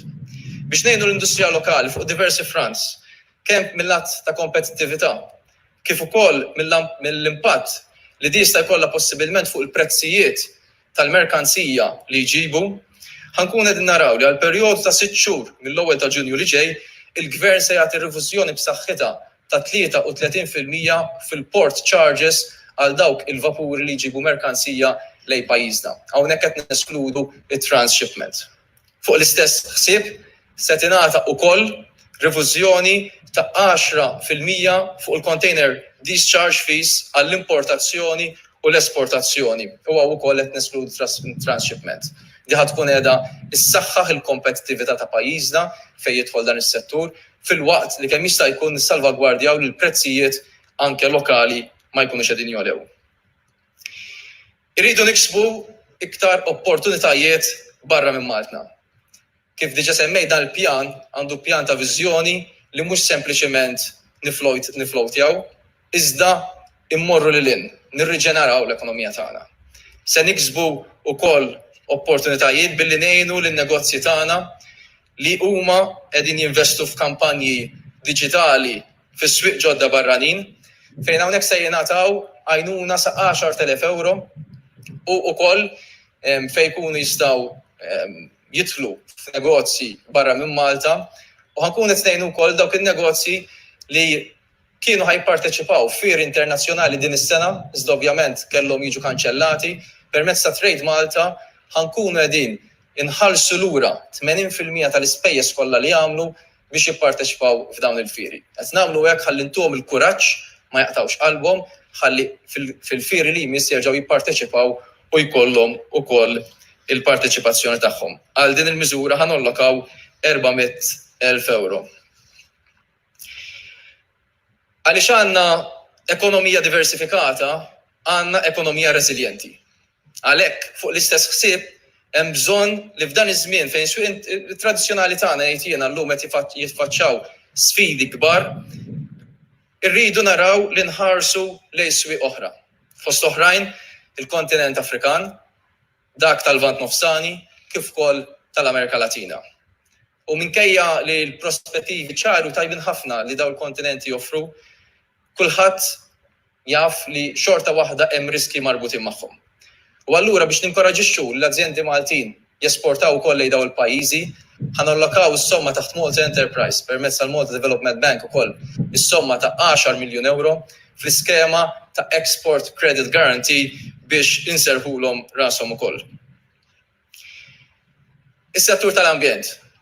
Irridu naraw ukoll li l-industrija tal-kostruzzjoni tibqa' b'saħħitha, però dan tagħmlu wkoll b'rispett sħiħ lejn l-ambjent. Għalhekk se nniedu miżura b'saħħitha ta' 4 miljun euro sabiex l-industrija tal-kostruzzjoni timmodernizza makkinarju tagħha li jkun wieħed iktar effiċjenti, però wieħed li jħares lejn l-ambjent. U għalhekk għal din miżura kull applikant se jingħata massimu ta' 200,000 euro. Il-pandemija joritna wkoll li hemm kemm huwa importanti li jkollna provvista tajba tal-ikel, tal-prodotti lokali u servizzi. U permezz tal-laqgħat ta' konsultazzjoni li kellna il-Prim Ministru, il-Ministru Xikluna ma' diversi msieħba soċjali u setturi diversi tal-ekonomija, kien ċar li kellna bżonn li ngħinu l-produtturi lokali u l-negozji tagħna li minħabba ċokon tagħhom isibuha bitqila jew diffiċli sabiex jippromuovu il-prodotti tagħhom. Għalhekk, il-Ministeru tal-Ekonomija se jkun qed jara li jniedi kampanja b'saħħitha anke ta' għajnuna għal dawn is-servizzi li tammonta għal 5 miljun euro li fost oħrajn eżempju ħanejnu l-bdiewa, r-raħħala u s-sajjieda wkoll li jippromuovu l-prodotti tagħhom sabiex ibijaw aktar prodotti lokali u frisk imkabbar ġewwa pajjiżna. Apparti minn hekk, irridu nkomplu naraw li nikkreaw niċċeċ ekonomiċi ġodda. Irridu noħolqu iktar opportunitajiet. Għalhekk bħala Ministeru tal-Ekonomija se nkunu qed naħdmu fuq qafas legali ġdid ta' dak li jissejjaħ Green Recovery li fil-waqt li b'direttiva Ewropea din naraw li din għadha tiġi indirizzata fuq kumpaniji kbar ħafna hemm vojt fejn jiġu indirizzati l-kumpaniji żgħar. U għalhekk se nkunu qed naraw li permezz tal-Malta Business Registry se nagħmlu framework ġdid li jkun qed jindirizza l-istess kumpaniji fuq skala iżgħar. Hawnhekk qed nirreferi għall-Environment, Social and Governance Framework. Dan huwa suġġett tekniku fuq ħajkollna mbagħad konferenza dedikata apposta għalih fil-jiem li ġejjin. Finalment, bi pjaċir nħabbar li l-Kabinett approva l-akbar proġett ta' infrastruttura industrijali fl-istorja ta' pajjiżna. Element importanti li kien xkiel qabel il-pandemija kien il-fatt li kellna nuqqasijiet kbar ta' infrastruttura industrijali. U għalhekk li dan huwa propju żmien propizju fejn għandna ammont sostanzjali ta' tfaddil fil-pajjiż li rridu nużaw issa biex intejbu l-infrastruttura industrijali tagħna. Għalhekk fuq perjodu ta' 8 snin li ġejjin se nimbarkaw fuq proġetti differenti li meħudin fl-imkien ilaħqu l-fuq minn 400 miljun euro. Ħankun qegħdin naraw li ntejbu l-infrastruttura sabiex nattiraw lejn pajjiżna investimenti ġodda li għandhom x'jaqsmu għall-intelligenza artifiċjali, Internet of Things, Big Data, Video Game Development, kif ukoll ngħinu li l-industrija tradizzjonali tagħna titla' tarġa' li jmiss. Fost il-proġetti maġġuri li hemm ħansemmi l-Life Sciences Park li ħankomplu nestenduh wara s-suċċess li jagħmel u għal dan ħankun qed nallokaw 98 miljun euro, ħankomplu nimbuttaw l-innovazzjoni u l-ekonomija diġitali permezz ta' upgrading ta' Cordin Business Incubation Center u żvilupp ta' faċilità ġdida bl-ispiża ta' 14 miljun euro. L-ex landfill tal-Marsa qegħdin nippjanaw investiment ta' 51 miljun euro biex issir park industrijali ġdid għan negozji żgħar xi ħaġa li sfortunatament sal-lum il-ġurnata qatt ma stajna ngħinu. Se nagħmlu wkoll hub loġistiku li permezz tiegħu se nkomplu ntejbu dan is-settur tant importanti għal pajjiżna bi spiża kapitali ta' 110 miljun euro. Aktar dettalji fuq dawn il-proġetti se tingħata f'konferenza apposta fil-jiem li ġejjin. Apparti l-attività ekonomika kbira li joħloq dan l-investiment, se nkunu qed nippreparaw l-infrastruttura industrijali tagħna għall-futur. Dawn il-proġetti se jtmexxew kollha minn Malta Industrial Parks fih dan il-Ministeru tal-Ekonomija. Kif qegħdin taraw dan huwa pakkett b'saħħtu ħafna. Pakkett ta' miżuri li huwa l-akbar injezzjoni li qatt għamel Gvern Malti fl-istorja ta' pajjiżna. Fejn mhux tal-li issa din innaqsu minn dik l-għajnuna li diġà ħabbarna tal-li tinżiduha bil-ħafna aktar. U għalhekk se nkomplu naraw li kulħadd kemm il-kbir sa żgħir igawdi minn dawn il-miżuri. Dawn il-miżuri fassalnihom biex intejbu l-ekonomija għal kulħadd. Meta fil-bidunet ta' din pandemija qednilkom li nixtiequ li nippreservaw in-negozji tagħna biex meta jasal il-mument nerġgħu nistartjaw l-ekonomija u nitilqu b'saħħitha, għal dal-mument konna qegħdin nirreferu. Għenna lin-negozji, lis-self-employed, lil-ħaddiema jgħaddu 3 xhur ibsin ħafna.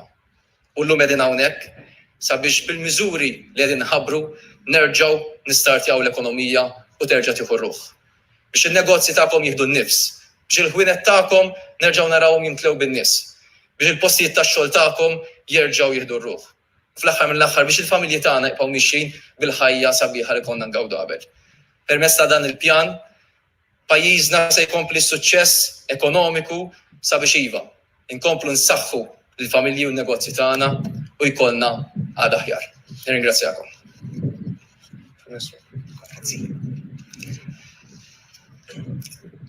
Marija Muscat, Malta. Prim Ministru, mandi 3 mistoqsijiet. Il-vouchers kemm hemm żmien biex in-nies jistgħu jużawhom.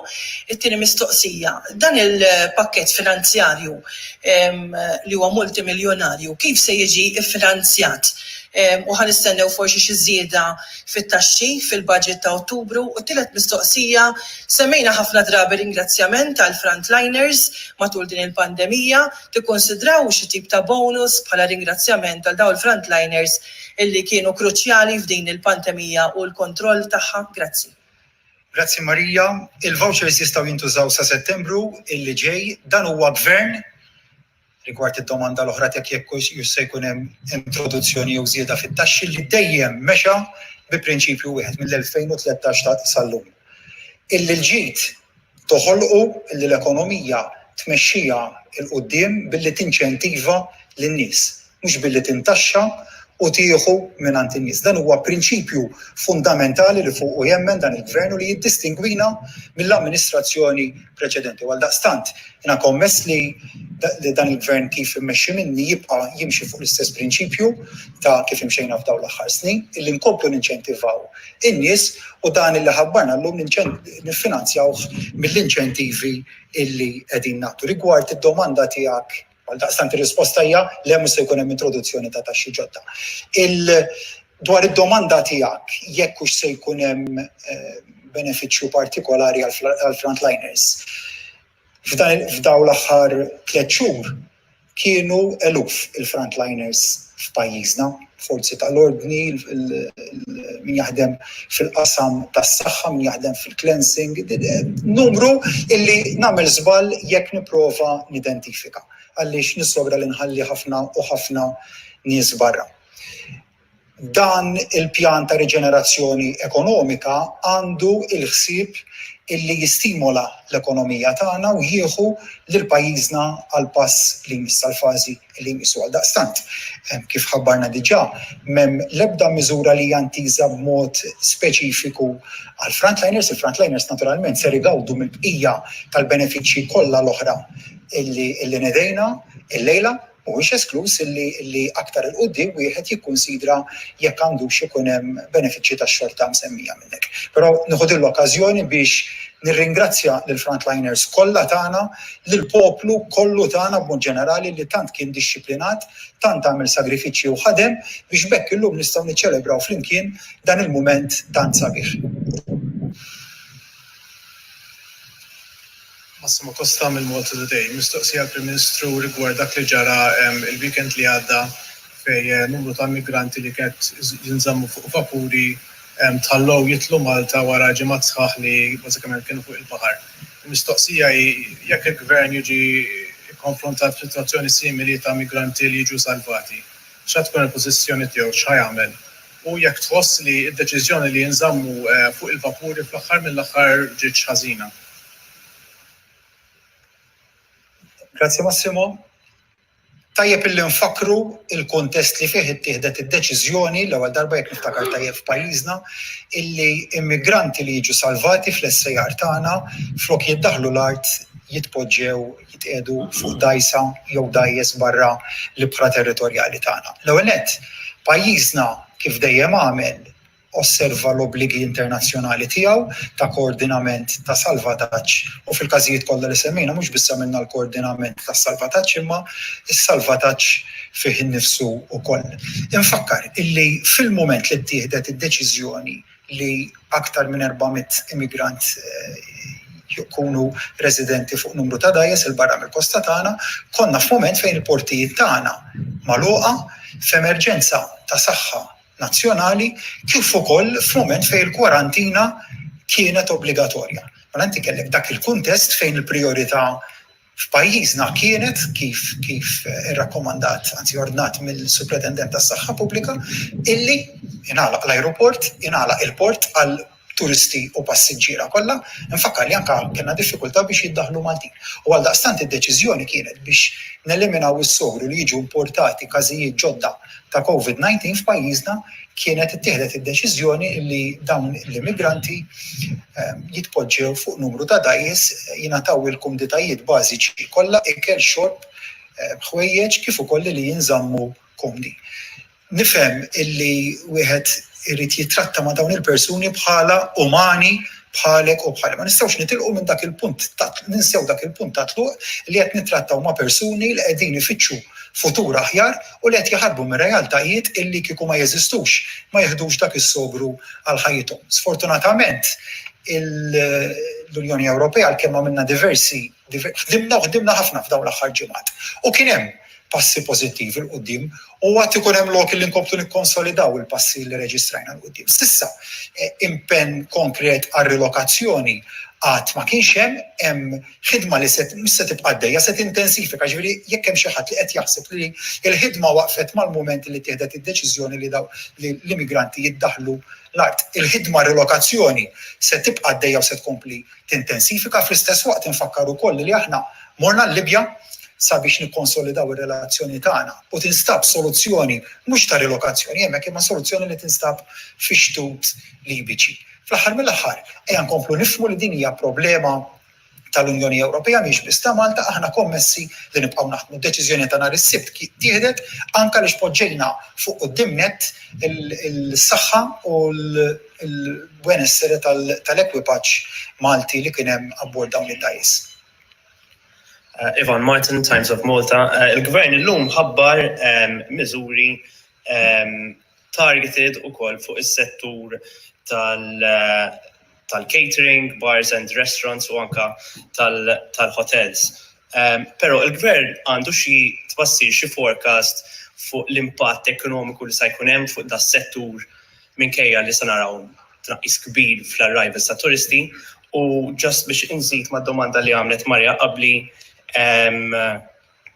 il-Gvern kif se jkun jiffinanzi daw il-pakketti, ġifieri inti qed li mhux se jkun hemm taxxi ġodda, però se jkun hemm xi x'inhu l-pjan biex niffinanzja daw il-pakketti? Ħanibda mill-aħħar waħda. Bħalma tafu aħna dejjem tkellimna bħala Gvern li rridu naraw li nkomplu nkabru l-kejk ekonomiku. Sabiex inti wieħed tkun jista' jkompli jisaħħaħ diversi miżuri. Il-kol niftakru li f'dawn l-aħħar snin il-gvern dejjem naqqas il-piżijiet u dejjem kiber l-kejk ekonomiku. Fil-fatt fl-aħħar snin konna qed nitkellmu fuq surplus. Konna qed nitkellmu fuq surplus għaliex konna qegħdin infadlu bħal dak il-missieraqli li jfaddal ħalli meta jkun hemm bżonn u jkun jista' juża minn dak it-tfaddil. U llum qegħdin f'pożizzjoni li m'hemmx għalfejn noqogħdu la nistennew għajnuna mill-Ewropa. Ovvjament ħan niġġieldu għal kull euro sabiex inġibu lejn pajjiżna. Però mhux ħanoqogħdu nistennew ix-xhur sakemm ikun hemm qbil fuq livell Ewropew li tingħata l-għajnuna lin-negozji. Il-negozji għandhom bżonn l-għajnuna issa, għandhom bżonn il-fiduċja issa u dak li qegħdin intuhom bħala gvern. Bħalma tafu d-dejn aħna naqqasnih bir-rata b'saħħitha, kien il fuq minn 70% għar-rat ta' inqas minn 40%, kif diġà semmejna dan huwa perjodu li jekk hemm bżonn li jsir deficit ħajsir deficit, però ma jfissirx li inti tdaħħal it-taxxi. Jiġifieri fl-2013 aħna dħalna f'sitwazzjoni fejn kellna excessive deficit procedure, kellna d-dejn il fuq minn 70%, bħalma tafu ma żidna ebda taxxa u dak id-dejn naqqasnih. Issa din f'pożizzjoni għandna cushion biżżejjed biex dawn il-miżuri nkunu qed nagħmluhom. Jiġifieri aħna konna qed niġġieldu ħafna, nirreżistu ħafna li mill-ewwel pakkett mill-ewwel immorru u nagħtu kollox. Niftakru kemm kien hemm kritika wkoll fuq dik, imma dejjem għamilna kollox bi ħsieb li jkunu sostenibbli, ħallilhom il-ġurnata stajna niġu qudiemkom u ngħidulkom dan huwa l-pakkett b'saħħtu li l-pajjiż jiflaħ mingħajr ma nitfgħu piżijiet ġodda. Però kollox fuq il-bilanċ tiegħu. Mill-aspett ta' turisti, kif fil-fatt qed nitkellmu sa beda jidħol ir-rilax, il-Ministru Xikluna semma wkoll fuq pakkett li ħajkun indirizzat il-Malta Tourism Authority fil-fatt qed isir eżerċizzju wkoll mill-Ministeru tat-Turiżmu fih dan u l-Malta Tourism Authority sabiex naraw kif issa jkun hemm iktar targeted approach f'setturi partikolari sabiex mhux biss inżidu n-numru turistiċi lejn pajjiżna, iżda wkoll il-kwalità. Jekk tgħid isma' jekk dis-sena x'ħajkun bħas-sena l-oħra ngħidlek ovvjament li le. Però għalhekk qed nagħmlu dawn il-miżuri sabiex fil-waqt li ngħinu fil-wage supplement, ma ninsewx il-wage supplement għal-settur tat-turizmu ħallejnih kif inhu. Imma tindaħlu wkoll nibboostjaw dik il-boost ta' fiduċja ta' domanda domestika sabiex iva timla dik il-parti partikolari li għandek timla, però wkoll promozzjoni b'saħħitha barra mill-pajjiż biex inżidu it-turisti lejn pajjiżna. Biex nżid ftit il-miżuri li qed isiru li huma ġenerużi huma sbieħ fis-sens għal min jirċievi dawk il-flejjes mhux qegħdin hawn biex nintoġbu, qegħdin hemmhekk targeted specifically biex ikollok it-tkabbir ekonomiku u s-sostenn tal-settur privat.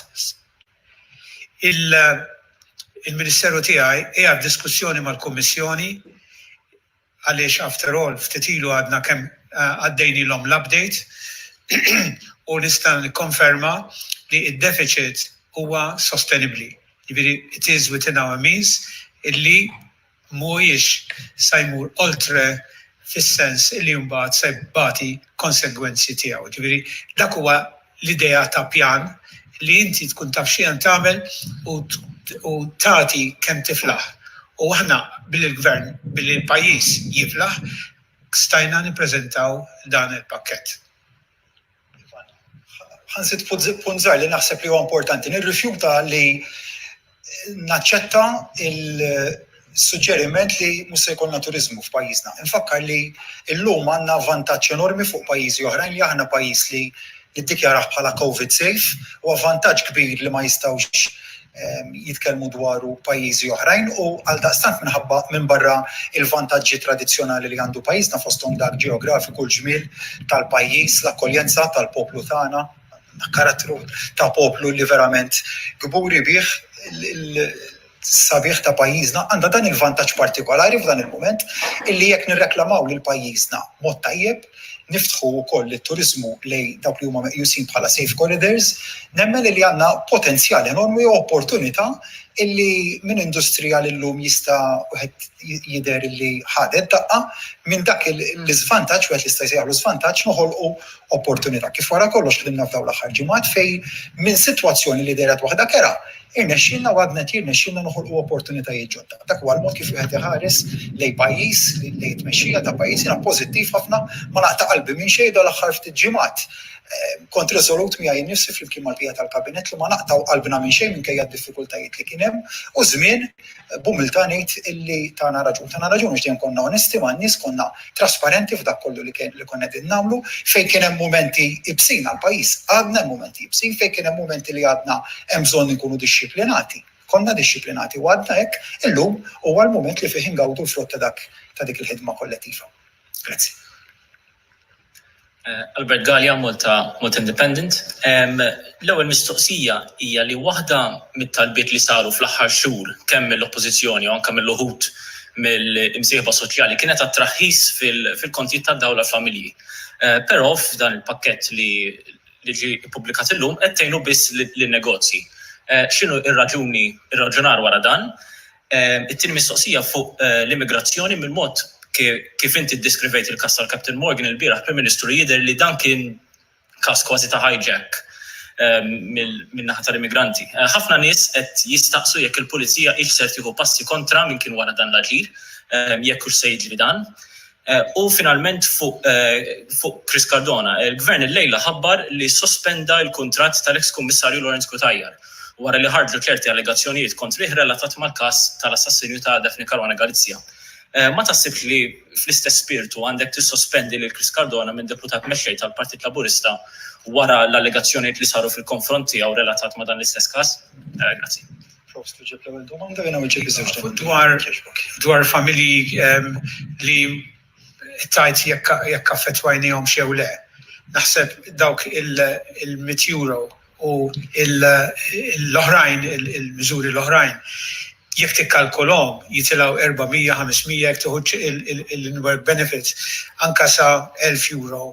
Jiġifieri żgur li ma qadniex lura, però xorta naċċettaw li ma nispruvajniex nilħqu lil kulħadd sprinkler system illi ma jkollix effett. Aħna huwa targeted biex ikollok itkabbir. Jiena niftakar l-ewwel sena tal-Gvern fil-2013 lil-supporters kena nfissrulhom illi isma' l-ewwel għalkemm qed tistennew il-benefiċċji soċjali ma nafx kemm kien hemm kju ta' affarijiet. L-ewwel ftuħ fit-taxxa kien għall-middle class, imma kien biskop biex jirreleasja riżorsi li huma produttivi. U rnexxiet. U l-ħaddiem fehem illi mbagħad gawda minnhom ukoll. F'dan każ, kull min iħossu li huwa esklus għax ma misslilu jew dana, irid jifhem illi l-iskop huwa biex inti tolqot lill-ekonomija u li minnha se jgawdi hu wkoll.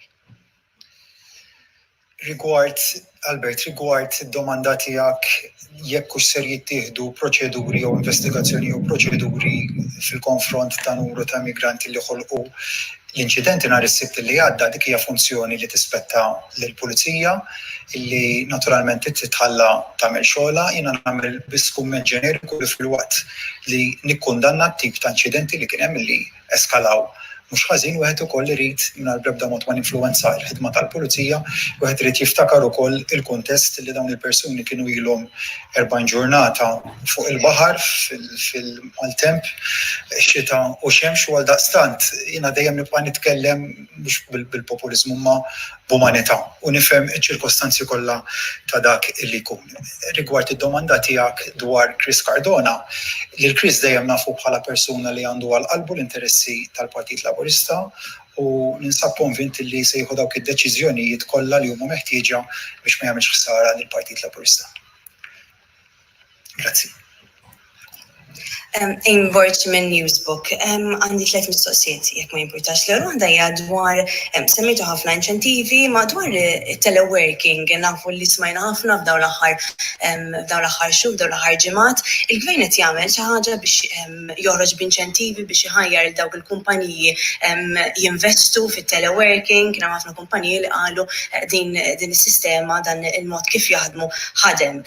Dik l-mistoqsija, it-tieni mistoqsija dwar waħda mill-miżuri dwar it-taxxa tal-boll fuq xiri ta' proprjetà li semmitu li din se torħos minn 5% għal 1.5% sa l-ewwel €400,000.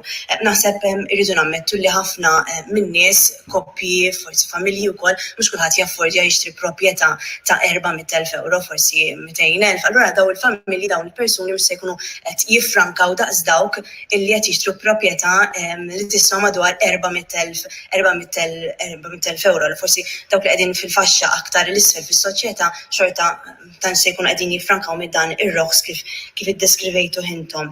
U l-aħħar mistoqsija hija dawn intom qegħdin tinċentivaw lin-nies biex joħorġu, jgawdu s-sajf, iżuru ristoranti, qed jintlaħaq taħsbu li qed jintlaħaq bilanċ bejn li jkun hemm ir-ritmu ekonomiku li jinżamm u is-saħħa tal-pubbliku. Nafu l-professur Superintendent tas-Saħħa Professur Xarmin Gawċi qalet li l-virus għadu magħna u kien hemm diversi appelli sabiex jintlaħaq bilanċ bejn ritmu ekonomiku u ovvjament is-saħħa tal-pubbliku.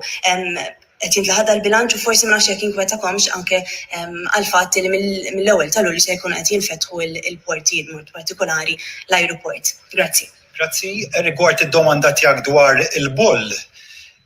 Ħalli nispjega eżatt x'qed jiġi milqut u x'mhux qed jiġi milqut. L-ewwel nett kull konvenju li huwa diġà firmat sal-lum se jibbenefika minn din rata ta' taxxa preferenzjali. Ġifieri mhux se jiġi esklus minn diġà firma konvenju.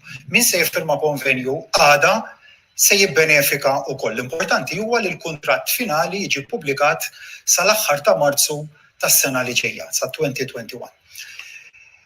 Naturalment jekk inti tagħżel li tixtri proprjetà ta' 200,000 se tkun qed tibbenefika meta tixtri minn 7,000 euro traħħis fit-taxxa. Jekk inti qed tonfoq 300,000 se tkun qed tibbenefika, iżjed jekk tkun qed tonfoq 400,000 se tkun qed tonfoq qed tifranka l-14,000 euro f'taxxa kollha.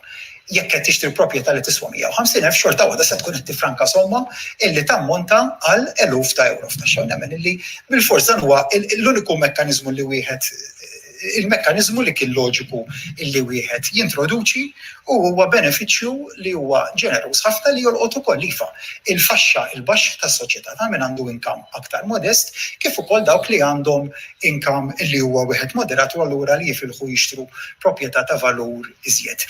Min jixtri proprjetà li tiswi iktar minn 400,000 euro l-benefiċċju tat-taxxa se jieħdu wkoll fuq l-ewwel 400,000 euro. Rigward id-domanda tiegħek jekk huwiex jinżamm bilanċ bejn is-saħħa u l-ekonomija, dan kien prinċipju bażiku li dejjem imxejna dwaru, li s-saħħa u l-ekonomija ma jeskludux lil xulxin iżda huma komplementari għal xulxin. Illum għandna 25 każ attiv biss pajjiżna ġifieri irnexxilna nikkontrollaw il-pandemija b'mod eċċellenti grazzi għall-awtoritajiet tas-saħħa tagħna l-miżuri illi ttieħdu dejjem kienu proporzjonali u mhux nemmen konvintissimu illi il-miżuri li għamilna biex b'mod gradwali aħna fl-4 ta' Mejju, fit-22 ta' Mejju u fl-aħħar set ta' miżuri li komplejna nneħħu imxejna b'mod gradwali, b'mod prudenti u dejjem żammejna dak il-bilanċ fejn is-saħħa u l-ekonomija komplementaw lil xulxin u iva il-mod kif fil-waqt li dejjem kulħadd kellem li se jkollna it-tieni mewġa u kulħadd dejjem mhux kulħadd selettivament naħseb kellna dan it-tbeżżieħ jiena dejjem tkellimt b'kuraġġ u tama lin-nies u l-figuri u l-mod kif żviluppaw l-affarijiet tawna raġun. Rigward il-ftuħ tal-ajruport u l-portijiet tagħna fl-ewwel ta' Lulju, hemmhekk ukoll qegħdin nimxu b'mod prudenti maħniex qed ngħidu illi se niftħu kollox neċessarjament fl-ewwel ta' Lulju, lanqas qegħdin ngħidu illi se nillimitaw għal 17 il-pajjiż u għallina illi ħabbarna sa issa, nittama anzi illi sal-ewwel ta' Lulju bil-prinċipju ta' safe corridors inkomplu niftħu aktar destinazzjonijiet minn u lejn pajjiżna u għaldaqstant wieħed iżomm dawn iż-żewġ prinċipji flimkien li jikkumplementaw lil xulxin saħħa, ekonomija u bekk inkunu nistgħu nimxu l qudiem. Rigward it-telework se jwieġbek Silvio. Kif semmejt il-fatt parti mill-miżuri, skema t-telework diġà nidejnija u adattiva. Jekk mister żball ukoll fil-jiem li għaddew il-Ministru għal Għawdex nida wkoll skema simili indirizzata li aktar ġeneruża indirizzata teleworking ġewwa Għawdex. Bħalma semmejna fl-iskemi, it-tajjeb li ħarġ mill-pandemija rridu nżommuh. Jiġifieri jekk nitlu fuq livell ta' ġenerali. Dak huma prattiċi tajbin li rridu nkomplu nżommuhom. Jekk kienu għall-kwistjoni fejn applikabbli, kwistjoni ta' teleworking u ta' remote working, qegħdin naraw li nkomplu nsostnuhom. Ġifieri l-iskema hemmhekk u ovvjament qiegħda miftuħa biex komplu jibbenefikaw minnha. Kolejro, minn ġurnal l-Orizzont. Dwar il-wage supplement ta' 800 euro semmejtu illi din se tibqa' tingħata sa' Settembru għal lukandi, skejjel tal-lingwi u aġenziji tal-ivvjaġġar fost oħrajn. Wara Settembru x'se jkun qed jiġri se tieqaf din il-wage supplement? Grazzi ħafna. Kif spjegajna fil-wage supplement, dan huwa l-pjan għar-riġenerazzjoni ekonomika. Ejja ma ninsewx li f'Ottubru aħna għandna budget. Ġifieri minkejja li llum qed inħabbru miljuni kbar ta' euro f'miżuri, da mhux se jirreplacja l-budget ta' Ottubru. Qegħdin nagħmlu propju l-miżuri għal Settembru għaliex dak itina ċans biżżejjed sabiex wieħed kun jista' jkompli janalizza u jħares li r-riżultati kif fil-fatt naħseb urejna fl-4 pakketti li ħabbarna ħalli mbagħad f'Ottubru għal budget ta' Ottubru wieħed ikun jista' jara kif ħajimxi il-qudiem ukoll f'dan is-settur. Ġifieri kollox jiddependi fuq ir-riżultat ta' dak il-ħin kif ikunu bħala pajjiż. Però naħseb l-4 pakketti li ħabbarna qegħdin nagħtu messaġġ b'saħħtu ta' fiduċja li dan il-gvern qiegħed hemm ta' sapport għan-negozju u l-familji tagħna u jagħmel dak kollu li hemm bżonn sabiex inkomplu nassiguraw din iċ-ċertezza fuq pajjiżna. Good evening, Giul Bonici from Love Malta. I have 3 questions. The first, given that it's such a big package, what does this mean for Malta's position on the EU COVID rescue package that Minister Scicluna described as a prickly pear? Will Malta continue negotiating? The second question is, will the Prime Minister take action against Joe Cordina for his comments against some young activists?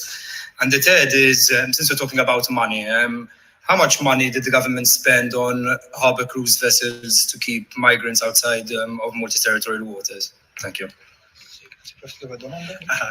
Fil-qasir ħafna il-pakket Ewropew hija se jibda jiġi diskuss minn għada għandna l-Eurogroup u l-Ecofin iktar tard din il-ġimgħa u Malta tagħmel pożizzjoni tagħha. Aħna naqblu bħala pakket diġà qbilna fil-Ecofin illi għandu jkun hemm recovery plan, tgħidilha x'tgħidilha, il-mod kif se jitqassam loans, grants u dak kollu hija parti mid-diskussjoni li kull pajjiż jagħmel il-pożizzjoni tiegħu u mbagħad naraw xi jkun l-outcome.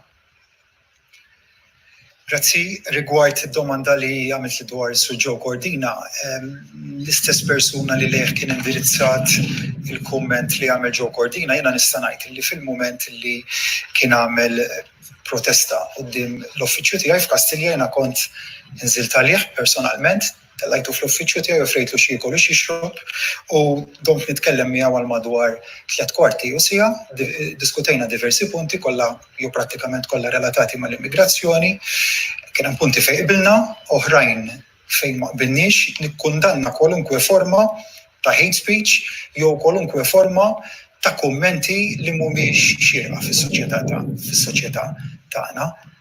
L-aktar meta wieħed qiegħed jitkellem dwar suġġett li huwa l-immigrazzjoni illegali, illi l-ar pożizzjoni li tista' tieħu dwaru hija li tkun populist. Niftakru hawnhekk li għandna realtà ta' persuni li għaddew minn tbatija f'ħajjithom vera għandek uħud jekk tara n-numri li qed jiġu lejn pajjiżna u nazzjonalitajiet għandek ħafna li ġejjin mill-Bangladesh li definittivament ma jikkwalifikawx għall-ażil li m'għandhomx dritt illi neċessarjament jidħlu f'pajjiżna u hemmhekk naturalment se jiskatta l-proċess ta' repatriazzjoni li jmorru lura jiġifieri f'pajjiżhom għax hemmhekk ma tistax titkellem dwar pajjiżi li qegħdin f'war zone u għaldaqstant hemm il-proċess li jiskatta, però hija realtà wkoll li għandek numru ta' immigranti illi biex tieħu deċiżjoni li taqsam madwar 200 mil nautiku mill-Libja lejn Malta jew mill-Libja distanza qsar lejn ix-xtut ta' Lampedusa, ġodajsa żgħira li tkun fullata bin-nies qegħdin jieħdu sogru allura għandek hemmhekk dik is-sitwazzjoni ta' persuni qed ifittxu realtà. Daqstant ieħor iżdija realtà li pajjiżna ma jistax ikun li għandna sal-lum aktar minn 1% tal-popolazzjoni tagħna li tikkonsisti f'immigranti irregolari u li nitħallew waħedna nerfgħu pis li fl-aħħar mill-aħħar mhuwiex tagħna.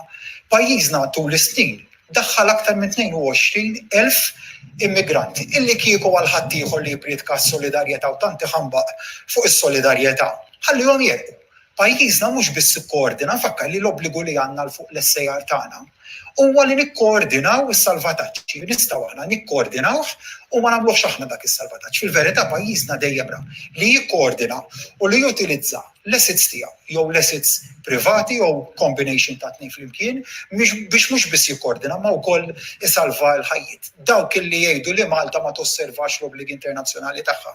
Joqogħdu sajma jgħaddu normalment xi ajruplan minn fuq l-immigranti u jħalluhom hemmhekk. Pajjiżna għamel u ħafna żjed minn hekk. U għaldaqstant lura d-domanda oriġinali tiegħek iva nikkundanna kwalunkwe forma ta' diskors dispreġjattiv ċertament illi ma jirriflettix dak illi nemmnu fih aħna bħala gvern u niddisassoċja ruħi kompletament minnu jekk hemm xi forma ta' proċeduri li għandhom jittieħdu naturalment dak inħalli fidejn l-istituzzjonijiet tagħna biex jagħmlu xogħol. Rigward l-ispejjeż illi intefqu dwar biex l-immigranti, numru ta' immigranti ta' 425 inżammew il-barra mill-libra territorjali tagħna. Aħna se nibqgħu għaddejjin b'ħidma biex dik l-ispiża titħallas min-naħa tal-Unjoni Ewropea. Naturalment se nkunu qegħdin nagħtu rendikont kif huwa xieraq bir-regoli tat trasparenza u tal-kontabilità tal-ispiża li saret. Prim Ministru Semmi Kassar minn Net News, l-ewwel ħaġa s-soltu mit-turizmu bistanzi normalment pajjiżna jdaħħal 3 biljun euro f'sena ħanajdu lek normali mhux bħal din. Minħalora dawn il-miżuri li qegħdin tħabbru llum jiswew 900 miljun euro. Ftit anqas minn terz allura milli ndaħlu mit-turizmu biss. Ifisser li żewġ terzi l-oħra se jibqgħu taħt l-ilma, mhux se jkun hemm forum ta' għajnuna oħra u b'referenza għal kontijiet tad-dawl u l-ilma. Kien il-Partit Nazzjonalista li ssuġġerixxa darba wara l-oħra traħħis fil-kontijiet tad-dawl u l-ilma għal kulħadd. Inti llum ħabbart 30 miljun euro fit-traħħis għan-negozji biss dan minkejja li l-Gvern qiegħed jiffranka 90 miljun euro minn prezzijiet irħas, minn prezzijiet orħos għall-internazzjonali taż-żejt. Dan huwa ġust minn barra li ma weġibx il-mistoqsija ta' kollega tiegħi dwar il-Ministru Xikluna fil-fatt ma weġibx mistoqsija ta' kollega tiegħi dwar għaliex ma traħsux il-kontijiet residenzjali. Llum nitolbok tkun Prim Ministru mhux politikant fit-tweġiba tiegħek miegħi please. Jiena ovvjament nifhem li minnaħa ta' Net Television ma tantx sab xi kritika f'dawn il-miżuri allura jipprova jara kif joħloq dubju fejn m'hemmx. Il-kwistjoni tal-industrija tat-turiżmu naħseb ħadd f'Malta mu qed jippretendi li l-Gvern jirreplacja dħul kollu li ġej mill-industrija tat-turiżmu.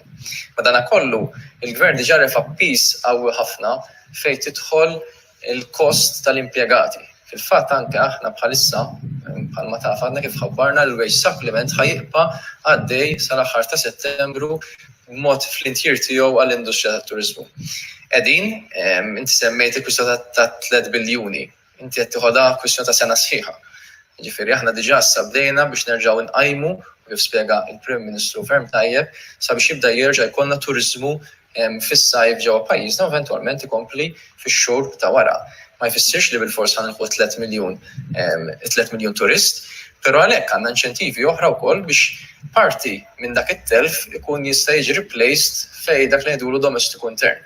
Ġidek għandek percentaġġ partikolari li ħajkun qed jirreplaceja, madankollu nifhmu li fi żmien li kellek pandemija dinija fejn kellek numru ta' hotels u numru kbar ta' azzjendi oħra mill-aspett internazzjonali kollha li fallew, aħna qed naraw li kemm jista' jkun mhux biss ikomplu jibqgħu fil-wiċċ imma ngħinuhom ħalli jkomplu jinvestu jkomplu jikbru.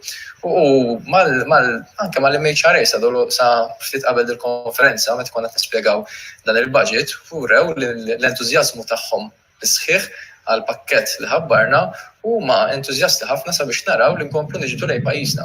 Il-qudiem ħajkun imħabbar ukoll il-kampanja li ħadkun qiegħda tagħmel mod Tourism Authority tal-Ministeru tat-Turiżmu fejn ħadkun qiegħda iddedikata b'mod partikolari biex niġbdu turiżmu anke turiżmu ġdid. Ejja ma ninsewx li kellek numru kbir mhux ħażin tal-linji tal-ajru li fallew u għalqu l-operat tagħhom.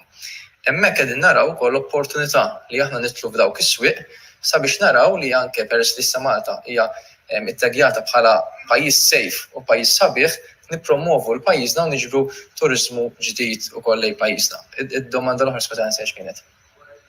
Il-kontijiet ta' dawl l-ilma kif diġà spjega wkoll il-Ministru tal-Finanzi, kif spjega il-Ministru tal-Finanzi, l-onet ejja naraw il-kwistjoni ta' dan il-pjan x'irid jilħaq. Il-pjan huwa riġenerazzjoni ekonomika. Eventualment inti kollok miżuri iktar li jkunu iktar wisajn. Fejn jitlu l-kontijiet ta' dawl l-ilma fuq livell Ewropew fejn jidħol dak domestiku, aħna diġà din inqas mill-medja Ewropea.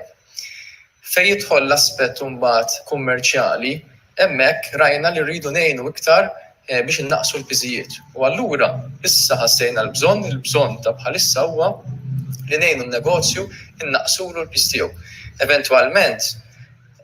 Eventualment kif tkompli ddur ir-rota, kulħadd jerġa' jibda jgawdi mill-ġiet li jkun qed jinħoloq. Però ejja ma ninsewx li dan mhuwiex ma kienx il-gvern li vvota bil-qalb biex jolew il-prezzijiet.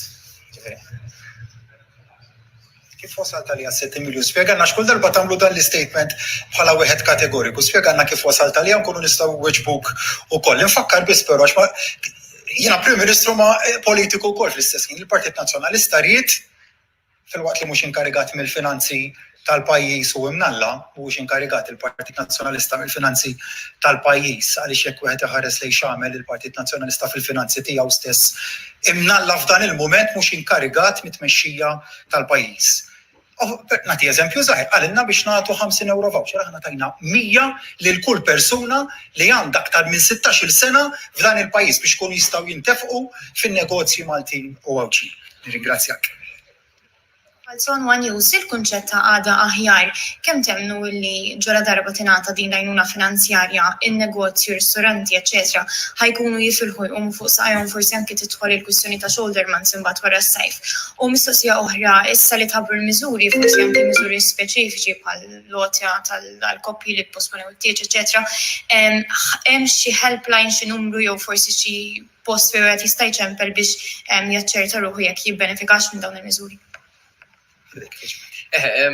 Kif ħabbarna issa fil-jiem li ġejjin apparti li ħajkun hemm konferenza biex nagħtu iktar dettall fuq kull miżura, ovvjament kif stajtu tapprezzaw kien hemm numru sostanzjali ta' miżuri u kieku dħalna fid-dettall ħafna iktar, u mbagħad konna nieħduhom mod ta' sigħat biex inħabbruhom kollha. Apparti minn hekk il-helpline ħajkun hemm il-helpline tal-Malta Enterprise li prattikament ħafna mill-miżura ħajkunu mħadma minn għandhom, imma mbagħad l-istess numru tal-Malta Enterprise wieħed 4 ikun jista' jservi għal dan is-sens. Fejn ikun hemm miżuri oħra partikolari, pereżempju bħal dik tat-tiġ li taż-żwieġ li tkun mħadma mill-mimkoll, hemmhekk ikun hemm mbagħad helpline separat apposta għalija. Imma ħankun qed inħabbru kollox il-miżuri fil-ġranet li ġejjin. Jiena fiduċjuż ħafna f'dal-pjan għaliex jiffollowja l-istess strateġija li ħada l-Gvern Laburista minn mindu tela fl-2013. Illi jagħmel kollox mhux diskussjoni ta' bilgħaqal imma ppjanat u targeted. U l-ftit iwassal għal ħafna u wassal tkabbir. Il-poplu jaf fejn wasal meta żamm u emmen u era fiduċja f'dan il-Gvern u għandu jagħmel l-istess f'dan il-pjan illi l-istess idejat, l-istess strateġija kif jarġa' jara t-tkabbir ekonomiku f'pajjiżna. Punt li xtaqt nitkellem dwar ukoll huwa jiena verament sodisfatt bir-rispons li kellna minn nies f'dawn l-aħħar ġranet. Mill-mument li bdejna nirrelassaw il-miżuri darba wara darba r-rispons tan-nies kien wieħed li verament jurik xixtaqu n-nies li fil-moment li tlabna sagrifiċċju minn għandhom, disċiplina minn għandhom, għamluh, issa n-nies qegħdin jifhmu illi l-affarijiet imxew il-qudiem u li nistgħu nidħlu f'din il-fażi ta' normalità lura n-normalità illi nemmen li ftit ta' ġranet oħra tkun normalità kompleta, n-nies qegħdin juru li dak li jixtiequ l-ħajja sempliċi, l-ħajja fejn igawdu il-familji, fejn igawdu il-rabat tagħhom, il-ħajja sempliċi ta' kuljum li inti taħdem ħafna, imma mbagħad meta jasal ħin id-divertiment inti tkun tista' tgawdi l-familja. Fl-aħħar mill-aħħar, il-ħajja dik hija li inti taħdem taqla l-flus biex ikollok kwalità ta' ħajja aħjar tista' tgawdi flimkien mal-qraba, mal-ħbieb, mat-tfal tiegħek, mal-ġenituri, man-nanniet. Il-ħajja sempliċi li f'dawn l-aħħar ġimgħat forsi anke mill-COVID nara xi ħaġa pożittiva jien għaliex għamlet resetting tal-valuri. U nemmen li kien hemm bżonn li jsir dan ir-resetting tal-valuri. Kif ukoll tal-prijoritajiet li talimna nożżu aktar il-familja, l-importanza tal-familja, l-importanza tal-ġabra, tad-dar ukoll, u naturalment wieħed ukoll minn dak li għaddejna minnu nitgħallmu u nużaw bħala stepping stones għall-futur aħjar. Grazzi.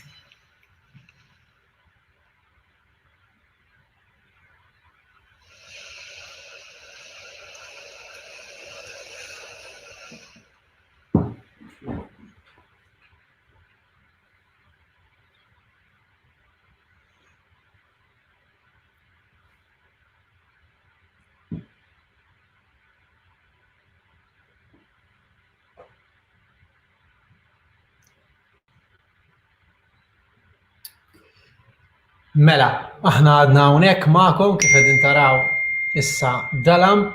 Skużawni għaliex bdew deħlin xi messaġġi dan huwa kien software ġdid li qed nużaw illum fejn kien qed tismani.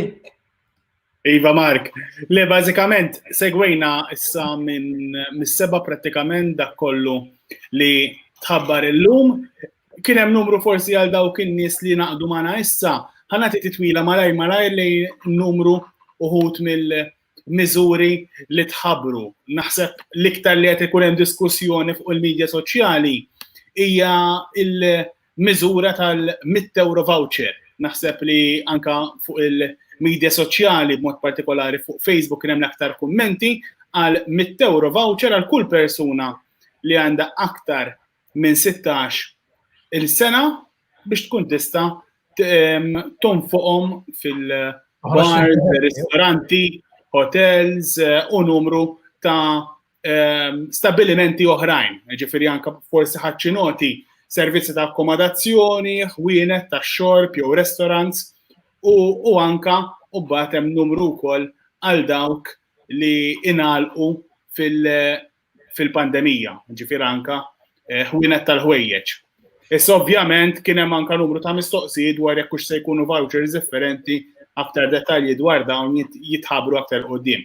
Imbagħad kien hemm il-tħabbira tal-miżura fuq il-kira kienet xi ħaġa li n-negozji kienu ilhom jitolbuha u issa se jkun hemm għajnuna fil-kera sa €2,500 sa Settembru li ġej. L-istess fuq il-wage supplement, ġifieri nafu li matul dawn ix-xhur għal ċerti setturi kien hemm li qegħdin jingħataw 800, hemm ċertu setturi minn dawk bħal dawk fejn jaħdmu lukandi, linji tal-ajru, aġenziji tal-ivvjaġġar, skejjel tal-Ingliż u anke attivitajiet tad-divertiment tal-massa dawn se jibqgħu jingħataw €800 fix-xahar il-ħaddiema sa Settembru li ġej. Apparti li mbagħad hemm dawk li reġgħu fetħu li issa se jinżlu għal €600 fix-xahar għal kull ħaddiem, imbagħad hemm dawk li kienu qegħdin fil-lista famuża bħala NXB li se jibqgħu jieħdu €160 fix-xahar sal-aħħar ta' Settembru. Apparti minn hekk hemm ir-roħs ta' 7 ċenteżmi fil-fuel li tħabbar ukoll, hemm ukoll il-miżura fit-tnaqqis tal-bol għal proprjetà, forsi aktar dettalji fil-ġranet li ġejjin dwar dan biex ma nidħolx ħafna fil-dettall f'dan il-ħin għax naf li rridu nagħlqu, imbagħad hemm numru ta' inċentivi oħrajn li se jingħataw il-negozji. Apparti minn hekk hemm l-in-work benefit li għal dawk li jgawdu minn dan il-benefit xi issa se jkun hemm għotja ta' €250 ukoll. Numru ta' inċentivi wkoll u mbagħad għal dawk il-koppji li kienu se jiżżewġu sissa il-Ministru qal ma jidhirx li kienet daqshekk ċara, forsi jkun hemm aktar kjarifikazzjoni aktar il-qudiem imma jidher minn kif qal il-Ministru Edward Cicluna li jekk ikun hemm xi koppji li tilfu id-deposits minħabba li tħassar it-tieġ hemmhekk hemm sa massimu ta' €2,000 li jieħdu lura.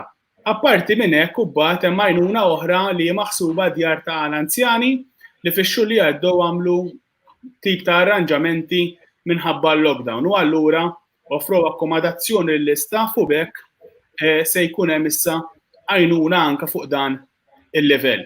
Naħseb ftit fuq tajt ħarsa lejn dak li ntqal u dak li tħabbar il-lejla Mark, ma nafx jekk għandek xi forsi punti minn naħa tiegħek li tixtieq tiċċara.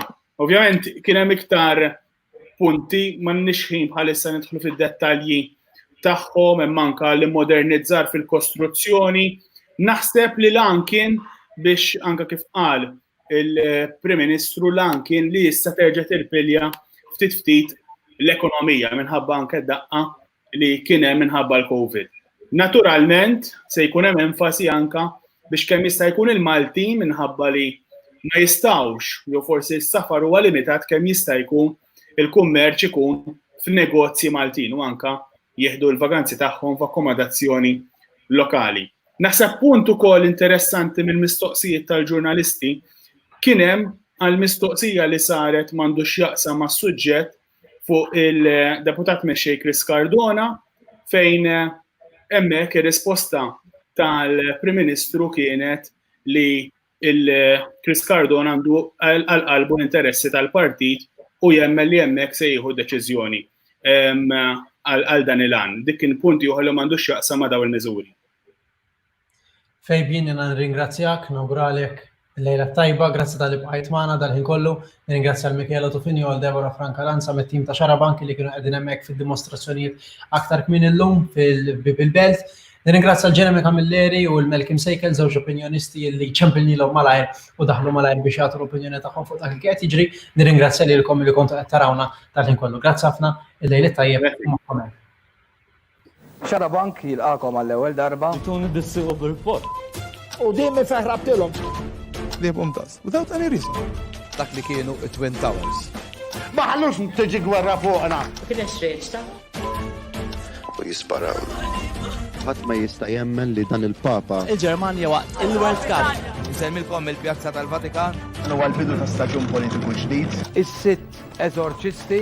Wasalna Ħajiti. Il-gwerra kellu jmur 6 pajjiżi oħra. Le, mhux huma kienu. Fl-aħħar se jinħeles. Terroristi li għaddew minn hawn sparaw in-nies synthetic drug li ordnajna aħna. Il-karozza għaddiet minn miegħi. Chris Bartolo jinħareġ mill-ħabs triq li minna Ġesu għadda